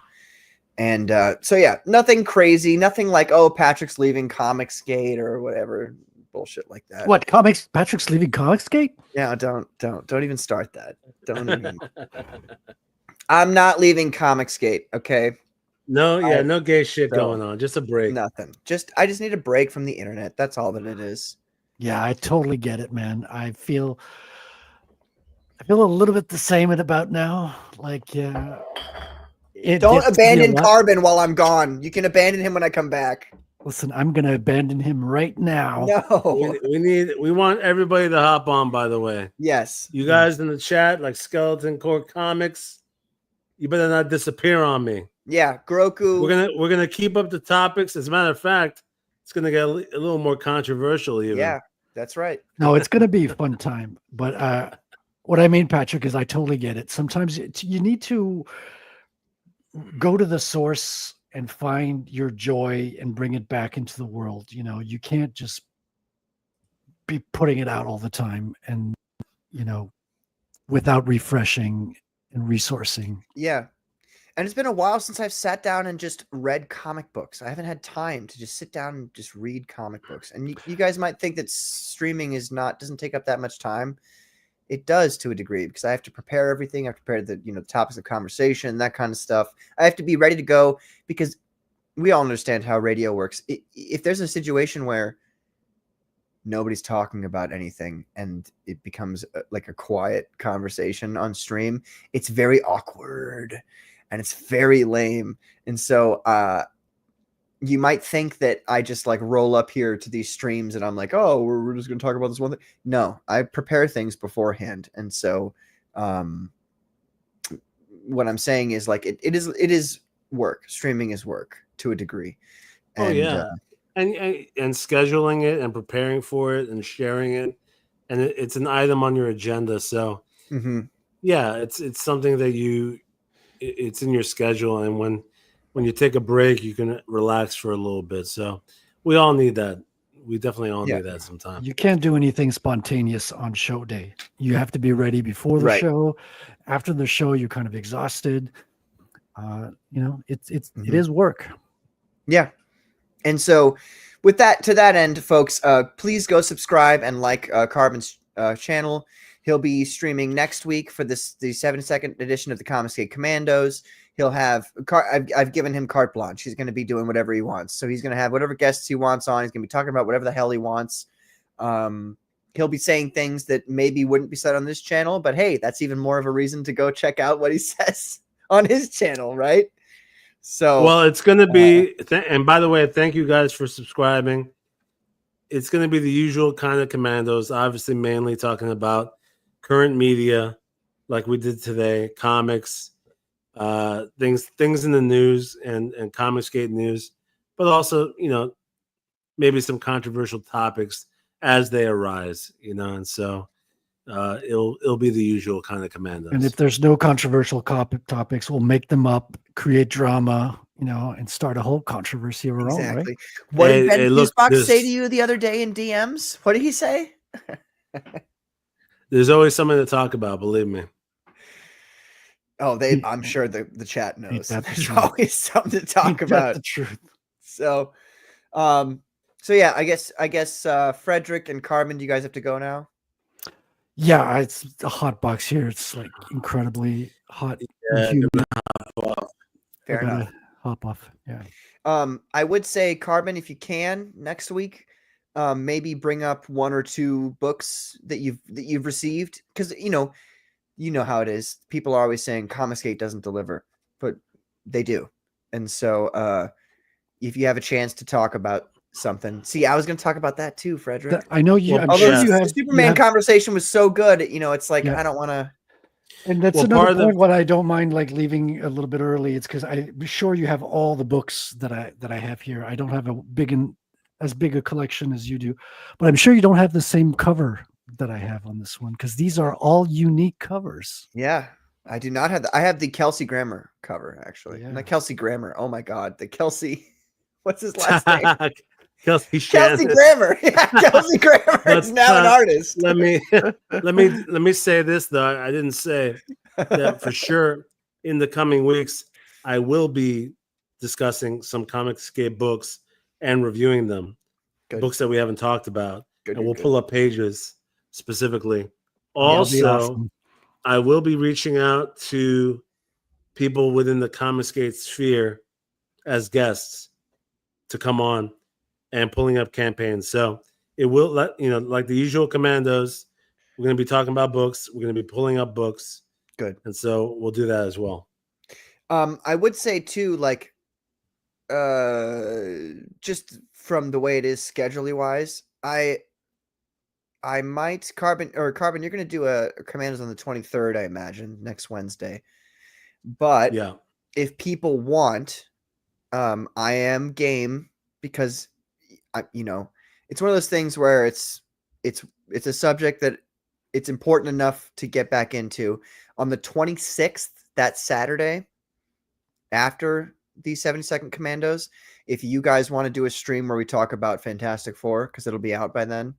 Yeah, I'm willing. I'm down to do that. I'll do that. yeah, for sure. Yeah, I'm looking forward to that one, despite I really am, like yeah. really hating Pedro Pascal. Yeah. Like I've been rewatching Game of Thrones, and I'm seeing him as He was actually good in that role, though. I liked it the first time around, but you know what? Watching it the second time around, I'm like, oh no, it's Pedro, because he's in everything now. I'm sick of seeing. Don't him. worry, he gets his eyeballs fucking gouged No, out. I mean, know. he was all right, Can't wait for it. but dude, Right. they did him so dirty in that fight, man. Like, oh, he got obliterated, dude. Dude, that was That's one of Oh the my worst deaths in film history. Yes, I agree with Right? you. I remember Yeah. seeing that the first time, and I was like, Yeah. "Oh my god!" Yeah. Like, oh my fuck! It When took those everyone's shows breath were coming away, out, dude. Yeah, I was in a state of shock. And I remember when Game of Thrones was coming out, I'd rewatch those episodes 2-3 times a week, waiting for the next one. I was like, Yep. this is so good. me too. Yeah. It And then was just good at the shat time, upon yeah. itself at the end. That's so And then, horrible. yeah, it became a piece of shit. But Man. it's interesting to be rewatching it from the start. I see it much more as a writer now. I'm seeing setup. And not a line of dialogue is wasted. There's very little wasted in that show. Yeah. Like everything that's going on is kind of a setup Mhm. for something that's going to happen later on. It's well Yeah. done, well crafted. Despite them not landing the ending, the setup was really well done. I think Yeah. that's what happens when you have somebody's written like, to an autistic detail their whole story with their characters and their setups and this, that, and the other, and then you have to essentially reduce it to TV show format. I think reduction is an important thing about creating a story that people don't ever really focus on.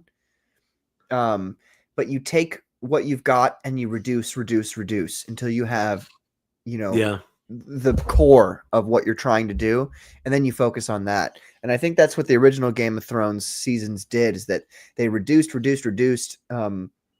all of his work that he'd done up to that point, so that you could tell it in a TV show format, and it would have had some level of payoff. But unfortunately, they do this thing. Marxists love this thing where they're like, yeah, we're going to build something up and then no payoff. And they think that like is powerful. They think that it's deconstructionist and that it provides power to your story, but it doesn't, though. It's J.J. Abrams' mystery box. It's like, Yeah. oh, you present this mystery to the audience and they'll be hooked. You know, yeah, I you're don't right. know. You'll be hooked. think but the- there's the got to be last- something in the box. The things that happened in the last season aren't necessarily terrible, right, on paper, but Mhm. something about the execution when I watched it felt so rushed and hokey. You know what I mean? Yeah. When you were watching that special last effects season, were a hard drop off too. They added it- elements that had made no sense. There's like a clear shot of a horse. Like they focused on some horse for no reason. Like they introduced things that were meaningless, completely waste Yeah. of time. Well, actually we could talk about that show for an entire Comicsgate Commandos show by itself. But please, folks, if you haven't already, go like and subscribe to Carbon's channel. He'll be taking over next week, and I think it'll be a fantastic time. So, well, thank you very much. And gentlemen, it's been a great evening. And we shall talk soon. that we shall. Good night, Frederick. Good night, Carbon. Thank you for Good being night, here. General. Good night, I Carbon. appreciate you both more than Good you night, chat. more than you know, more than I appreciate, more than I specify. So, thank you. Appreciate Take you, care. man. Have a good one. Good night, guys. And with that, ladies and gentlemen, we're gonna go on to our. I'm big now. Look at this. Now you all get to see my fucking ugly mug. We're gonna go on to Apollyon 20XX. So this is. I've only read the first edition here. But essentially, and so these two gentlemen are not necessarily Comicsgate. So I do apologize for people who thought I was going to only be going over Comicsgate books, but I don't want to, how would I put it? I don't want to associate people with something they don't want to be associated with against their will. And I don't think that Daniel Evans and Josh Adams really want to be associated with Comicsgate necessarily. At least that's the way that it seems to me from what they've said, which, you know, you can have your own opinions about that. I mean, obviously I'm here. The show is called the Comicsgate Commandos, so I think Comicsgate is amazing. But not everybody thinks that way, and you can't judge people based off of preconceived notions they have of something that they may not know everything about. So that's my long way of saying I'm going to be reviewing a book here that's not Comicsgate, but I don't feel any kind of way about it. Like, these guys are cool. So in regards to this book, I'm going to be kind of a short review here because I don't want to give everything away that what they've done in the book here. So this is what I would say.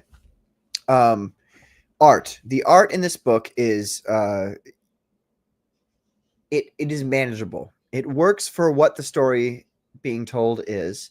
I personally like a lot of the negative space that they use in the book. So the whole book is black and white, essentially. I'll show you some pages here. Hold on. Whoops.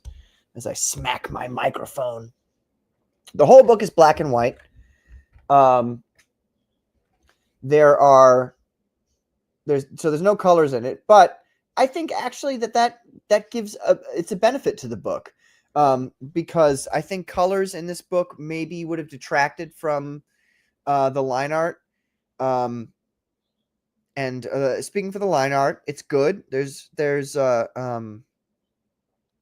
lot of different action shots that are really cool that I don't want to show all of them, but I'll show, like, for instance, this shot here. These shots, I like these a lot. Sorry, I have to make sure I'm tilting it the correct way. The electricity guy, Lightning Rod, I think is his name. I'm sorry.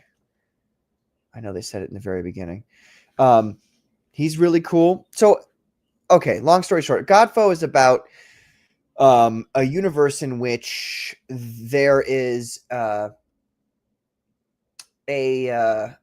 know this might seem hard for a lot of you guys to believe, but there's an organization of individuals who have taken over all of the governments of the world. And they're into all kinds of crazy stuff. In Godfoe universe, they do not shy away from the evil that the evil guys engage in. So in this book alone, you will find that the people who run the world are interested in now they don't really show, you know, PDF kind of stuff. But they do show, like, cannibalism kind of stuff of children, and they also very distinctly show like sacrifice to Moloch, this kind of ritual sacrifice of children to be burned inside of a Moloch shaped statue. And, oh no, it's Baal. Is it Baal? Sorry, these pagan gods, you know, because they're fake. I confuse them all for one another because they're all losers who all will eventually bend the knee to Jesus Christ. But my point in saying this is that these guys don't shy away from, see, this is that shot here. I'm going to show you it. They do not shy away. Do you see this? Look at this. I'm holding it up here without words, but I want you to look at that page right here. Whoops, right here. Look at this page here. What does this look like to you? It's horrifying. It is terribly horrifying, and at the same time, very timely, because I personally think that this is what the people in our modern world, the people who rule the world, engage in. We got Art Haida here. He says, do they snort adrenochrome? Essentially, yeah, pretty much essentially, yeah. Like, these villains in this book are the worst people on the planet that you could possibly imagine. Like, they are horrible, evil people. And in Apollyon 20XX, they show you exactly what these people are up to. Like I said, there's no PDF stuff in this. It's implied. I mean, if you got to be stupid to not read this and go, oh, well, that's probably another thing that they're doing as well. But it's very, actually, now that I think about it, it is implied. It's said pretty much in this book. Because at a certain point, one of the villains chooses a child, and he's like, "This will be my fun for the night," or something like that. So it's this horrible, like, just absolutely disgusting. But that's what you have to do with your villains, and honestly, I have no problem with it, because it's like this. Some people might go, oh, that's too dark of a subject to put into comic books. No, it's not. There's no too dark of a subject to put into fiction, because fiction has this way of, if there's a problem in your real life, in the real world, and you want to address this problem and find some way to combat this problem, you have, as a man in the modern day and age, very few options in front of you. Men back in the old days had violence in front of them, and you could just do violence, and that would solve the problem. And we have been, as a society, habituated not only to great acts of violence, but habituated to the concept of, well, like, the law will solve this. The government will solve this. They'll find these guys and they'll take care of it. So this concept of casual violence inflicted by the average man against a horribly evil person is highly looked down upon. And we can see that especially these days with the push to make characters like the Punisher seem like the bad guys, like the Punisher's a bad guy in some way. What? Like, so the guy goes after people who are untouchable by the government and the regular, like the police and everything, and he kills them for their crimes, and he's the bad guy. But that's the way our society works these days, is they're like, well, if you don't follow the law, you're a bad guy. But the law is fucked a lot of the times, most of the time, because the law is a thing made by man. So in this book, the bad guys, maybe they've made it the law that, like, they can do this shit. It doesn't specify in this book, but all I know is that viscerally, when I look at these bad guys and I hear the things they have to say and the things that they're doing, I'm like, these guys, they got to die. Like, we got to get these guys out of here. So that's one thing. The bad guys are really well done in this book. Let me read some comments here. Turner Inc. says Bohemian Grove type stuff. Yes, exactly. This is the kind of stuff that goes on in our real life that we don't want to admit is happening in real life, because I think the average human wants to believe that, like, the good guys are in control of the world, and it's a comfortable way to think about the world. But unfortunately, it's completely false. Like, the good guys do not rule the world. The bad guys run the real world. And so the more that fiction can bring that up to us and bring that to our attention and let us know and encourage us to think about the fact that the bad guys actually run the world, I think it's a better thing for all of humanity. Godfo himself says, you guys can read some of the esoteric in-world writings of the Order and other stuff on our website. Yes. Godfo, can you DM that to me so I can post it here? Or if you can't post it, I don't think you can post websites. So, but yeah, that shit's really cool too. It's really cool. Yes, Skeleton Core, exactly. Yes, the government has assumed all use of force. Yes, we need an old school pulp heroes mowing down modern evil. Imagine the Shadow or the Spider in modern day. Exactly. And that's actually one of the things about Phenomenon that I have brought up before, is that, like, there gets to a point where the government's not your friend and they're not doing things for you. So when you become the rebel and you start killing people, are you really the bad guy?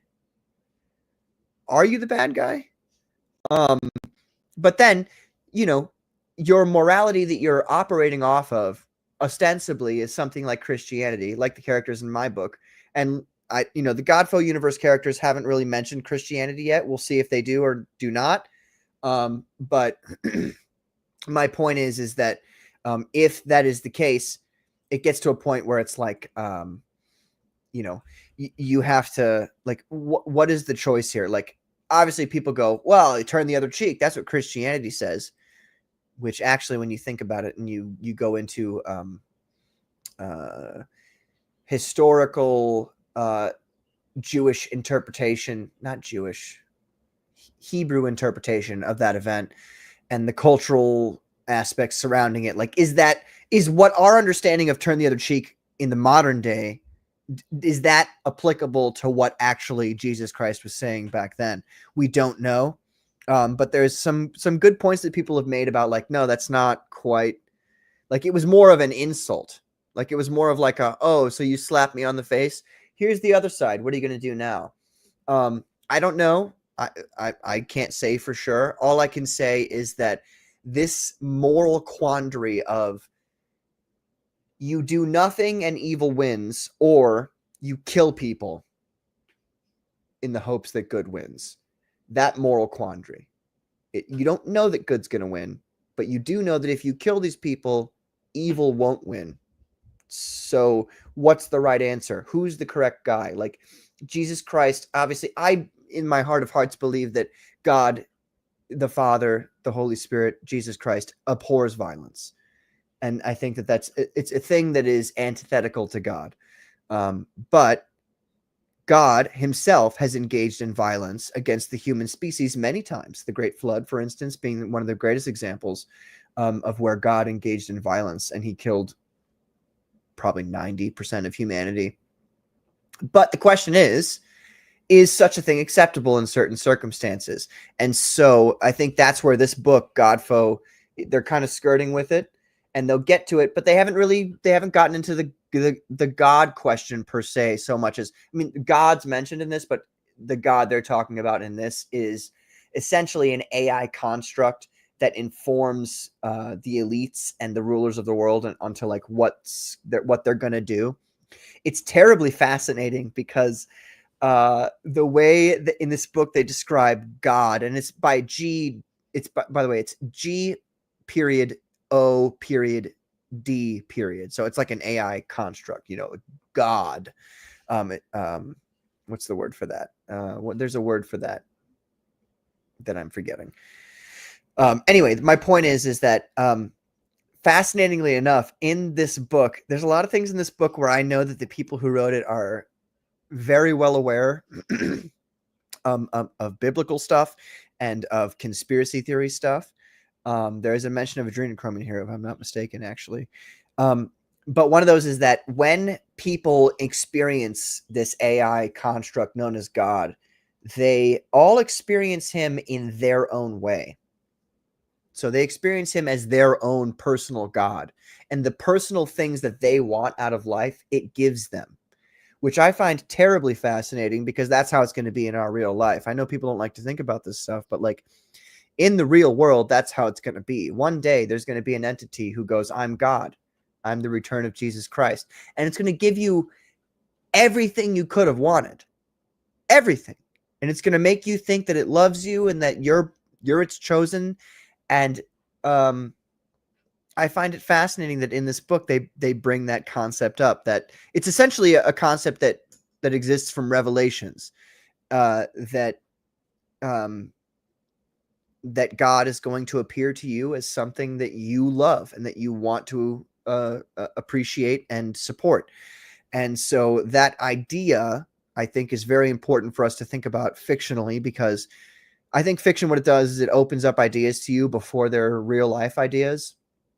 And you can think about them in your own time and through that fictional, mirror or perspective or whatever, and think, okay, is this something that I actually like believe? Or is this something that, like, if I was presented with this in real life, like how would I turn? Would I like this AI God because it told me everything I wanted to hear? Or would I say, well, you're a fake AI construct. Like, obviously you're not God. So I have to fight you in some way. It's terribly fascinating. I think that that's probably the biggest, for me, that's one of the biggest things about this book that makes me interested in it, is the long form questions that it asks about morality. As a book, as a singular book, so you're, okay, questions about morality. I can get that from reading Carl Jung, or I can, whatever. Yes, you're right. As a book, though, the question is, does this book tell a story that is interesting enough for me to read? Yes. This book essentially tells the story of, was it 5, 6? I think it's 6 In this universe, these superheroes are called augments. Augmentation is the root word for that. 5 or 6 of them, who, by the way, all very unique individuals. Like they all talk differently. They all have different opinions about things. This is something I've noticed about my own books that I need to correct, is to make people very different, that each character is different and they all talk differently and think differently and, respond to things differently.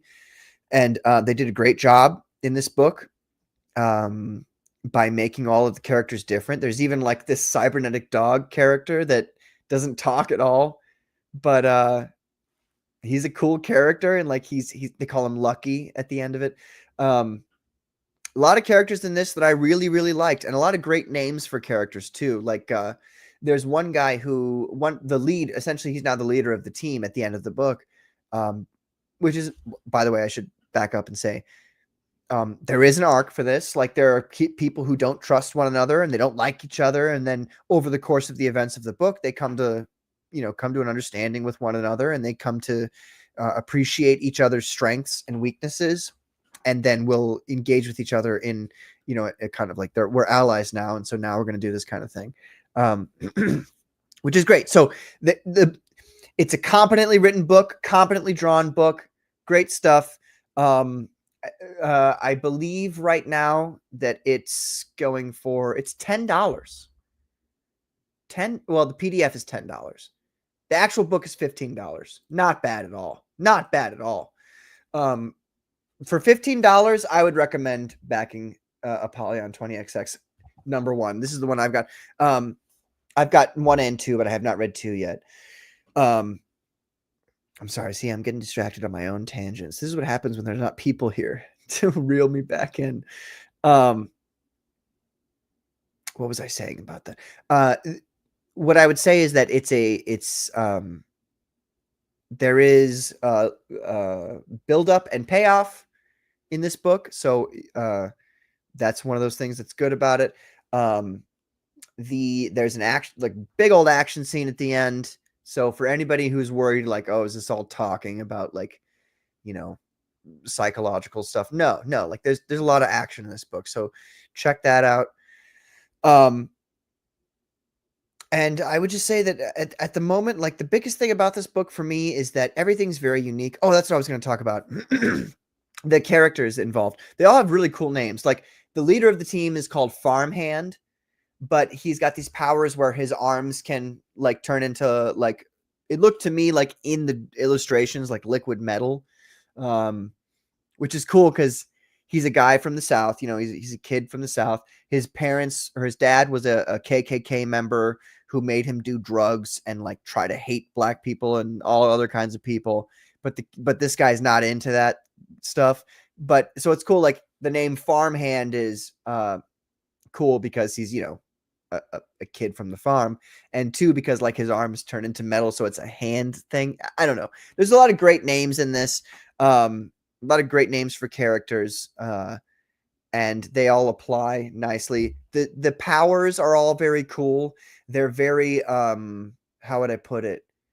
Unique and distinct to the universe. So like I said, Farmhand has, malleable arms. And then you've got characters like Numa, one of the villains, who I really liked him, where when he breathes out like essentially elemental damage. So it could be electricity, fire, gas, freezing ice, all kinds of things. But if that's his power, like he's just breathing things out. And there's all kinds of characters that have powers like that, where it's like one very specific power that, normally speaking, you'd be like, well, that's kind of lame. Like if it was in a Marvel or DC universe, you'd be like, well, that's kind of lame. But within this universe where essentially nobody has powers, these things that you would normally consider like not that powerful powers or loser powers end up being like super powerful. And I like that, because what that does is it also gives you a sense of mortality in the universe. Like any one of these people, you can call their powers lame, and if you were to compare them to Marvel and DC characters, Spider-Man beat the shit out of them, whatever. But within their own universe, these people with just one thing that augments them above other people makes them super powerful. And I think that's really cool. That's a big thing about comic book universes to me that I care about, is like, how are your power levels? How do you, like, what are your, the hard and soft magic of your universe? How do you operate within that context? Do you operate within that context? You don't have to necessarily all the time, but it makes your storytelling way more difficult. If you don't have like a hard system through which people get powers and do things, and like, okay, these are the rules of this, and these people would beat these people and these people would not beat these people. If you don't have any rules for that kind of thing, you get to a point where your whole universe doesn't matter at all. Because like, if this guy punches a guy and he goes 300 feet through 7 buildings, it's like, okay, at what point is this guy going to get defeated? Like, can he ever get defeated, or is he just invincible until the story says he needs to be beaten? Which actually kind of brings us back to the Superman conversation, because that was always my problem with Superman, was like, Superman will never be beaten unless the story just says, oh, we need Superman to not be beaten here. So what do? Let's use kryptonite, or red kryptonite, or whatever, some lame excuse like that to make him less powerful so that you can tell a story, as opposed to starting your people off with low levels of powers, which, comparatively speaking to the average human, it doesn't matter. Like, the average human would be fucked against somebody like this. But within your universe, if you have people fighting each other, it's a cool fight. It's a fair fight. Maybe I went a little bit too long on that. Let me read some of the chats here we've had. I'm sorry. Christianity also had the idea of the good king, a man who wields the sword properly. We address it in volume 3. Yes.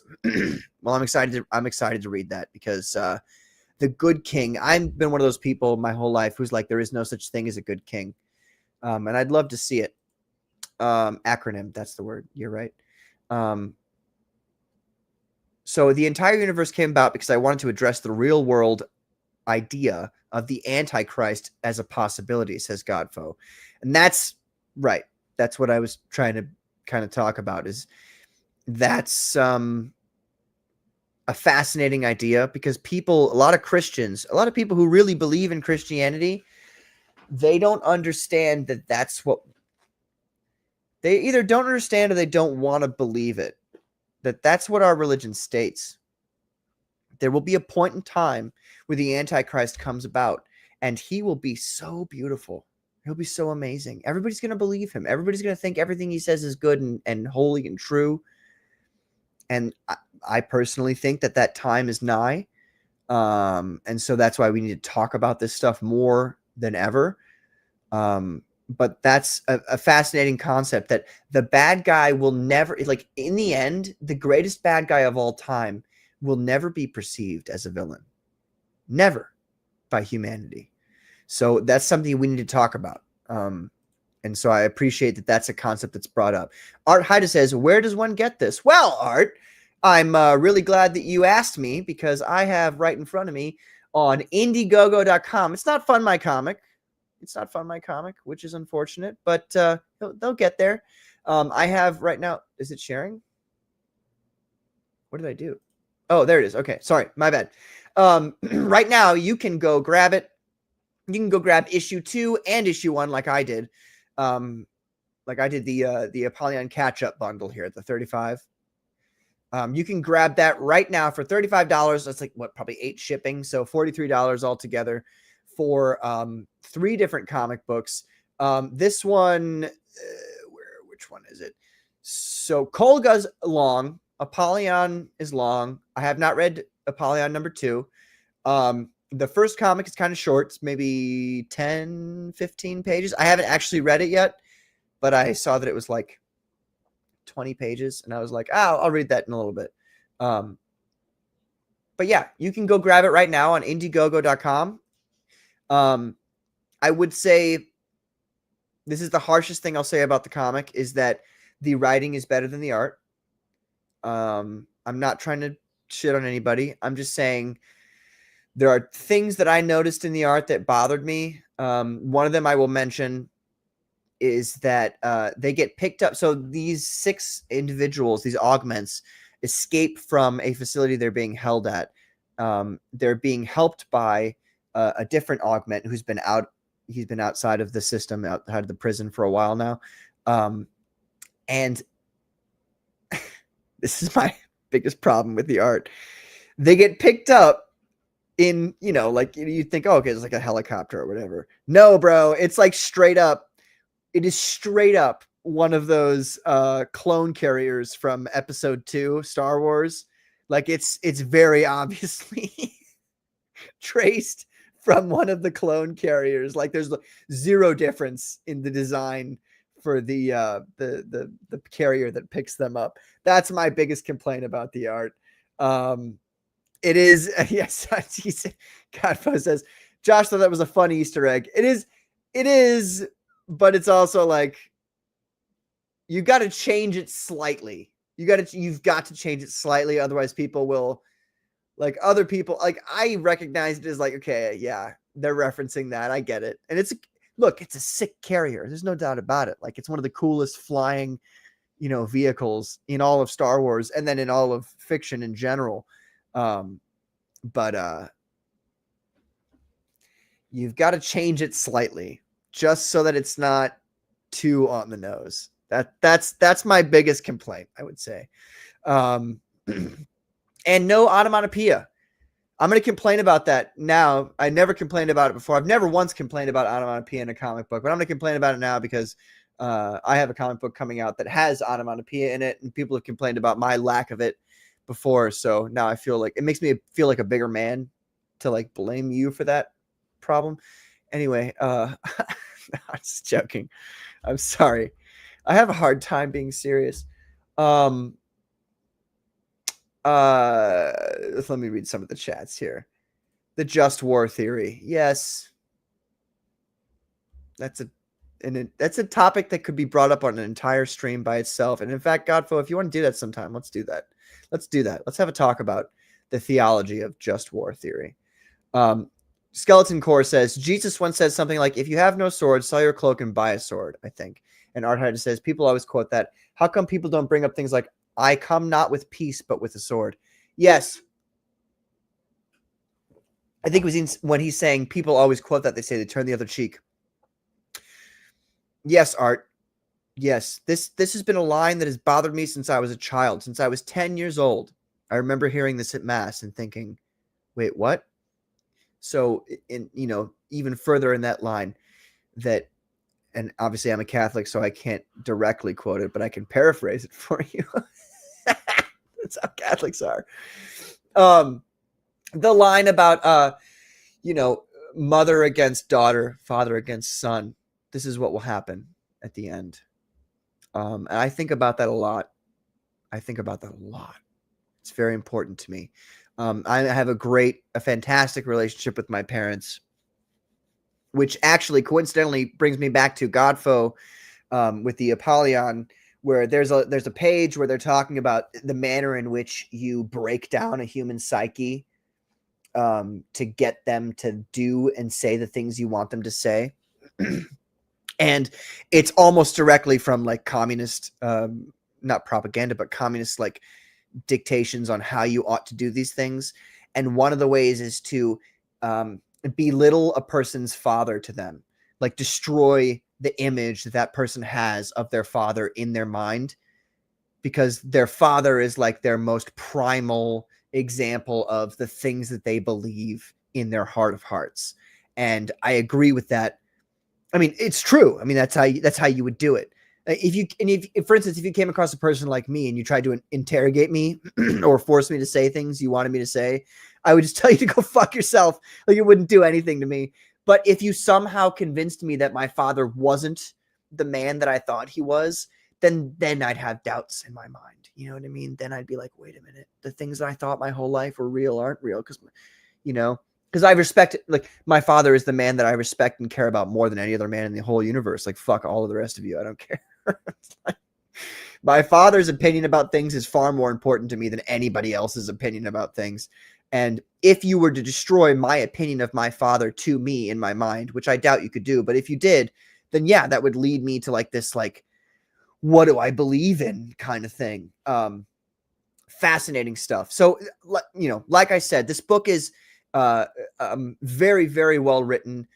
Zero, and I'm a grammar Nazi, so zero issues of grammar or of spelling or things like that. There's literally zero typos, anything like that.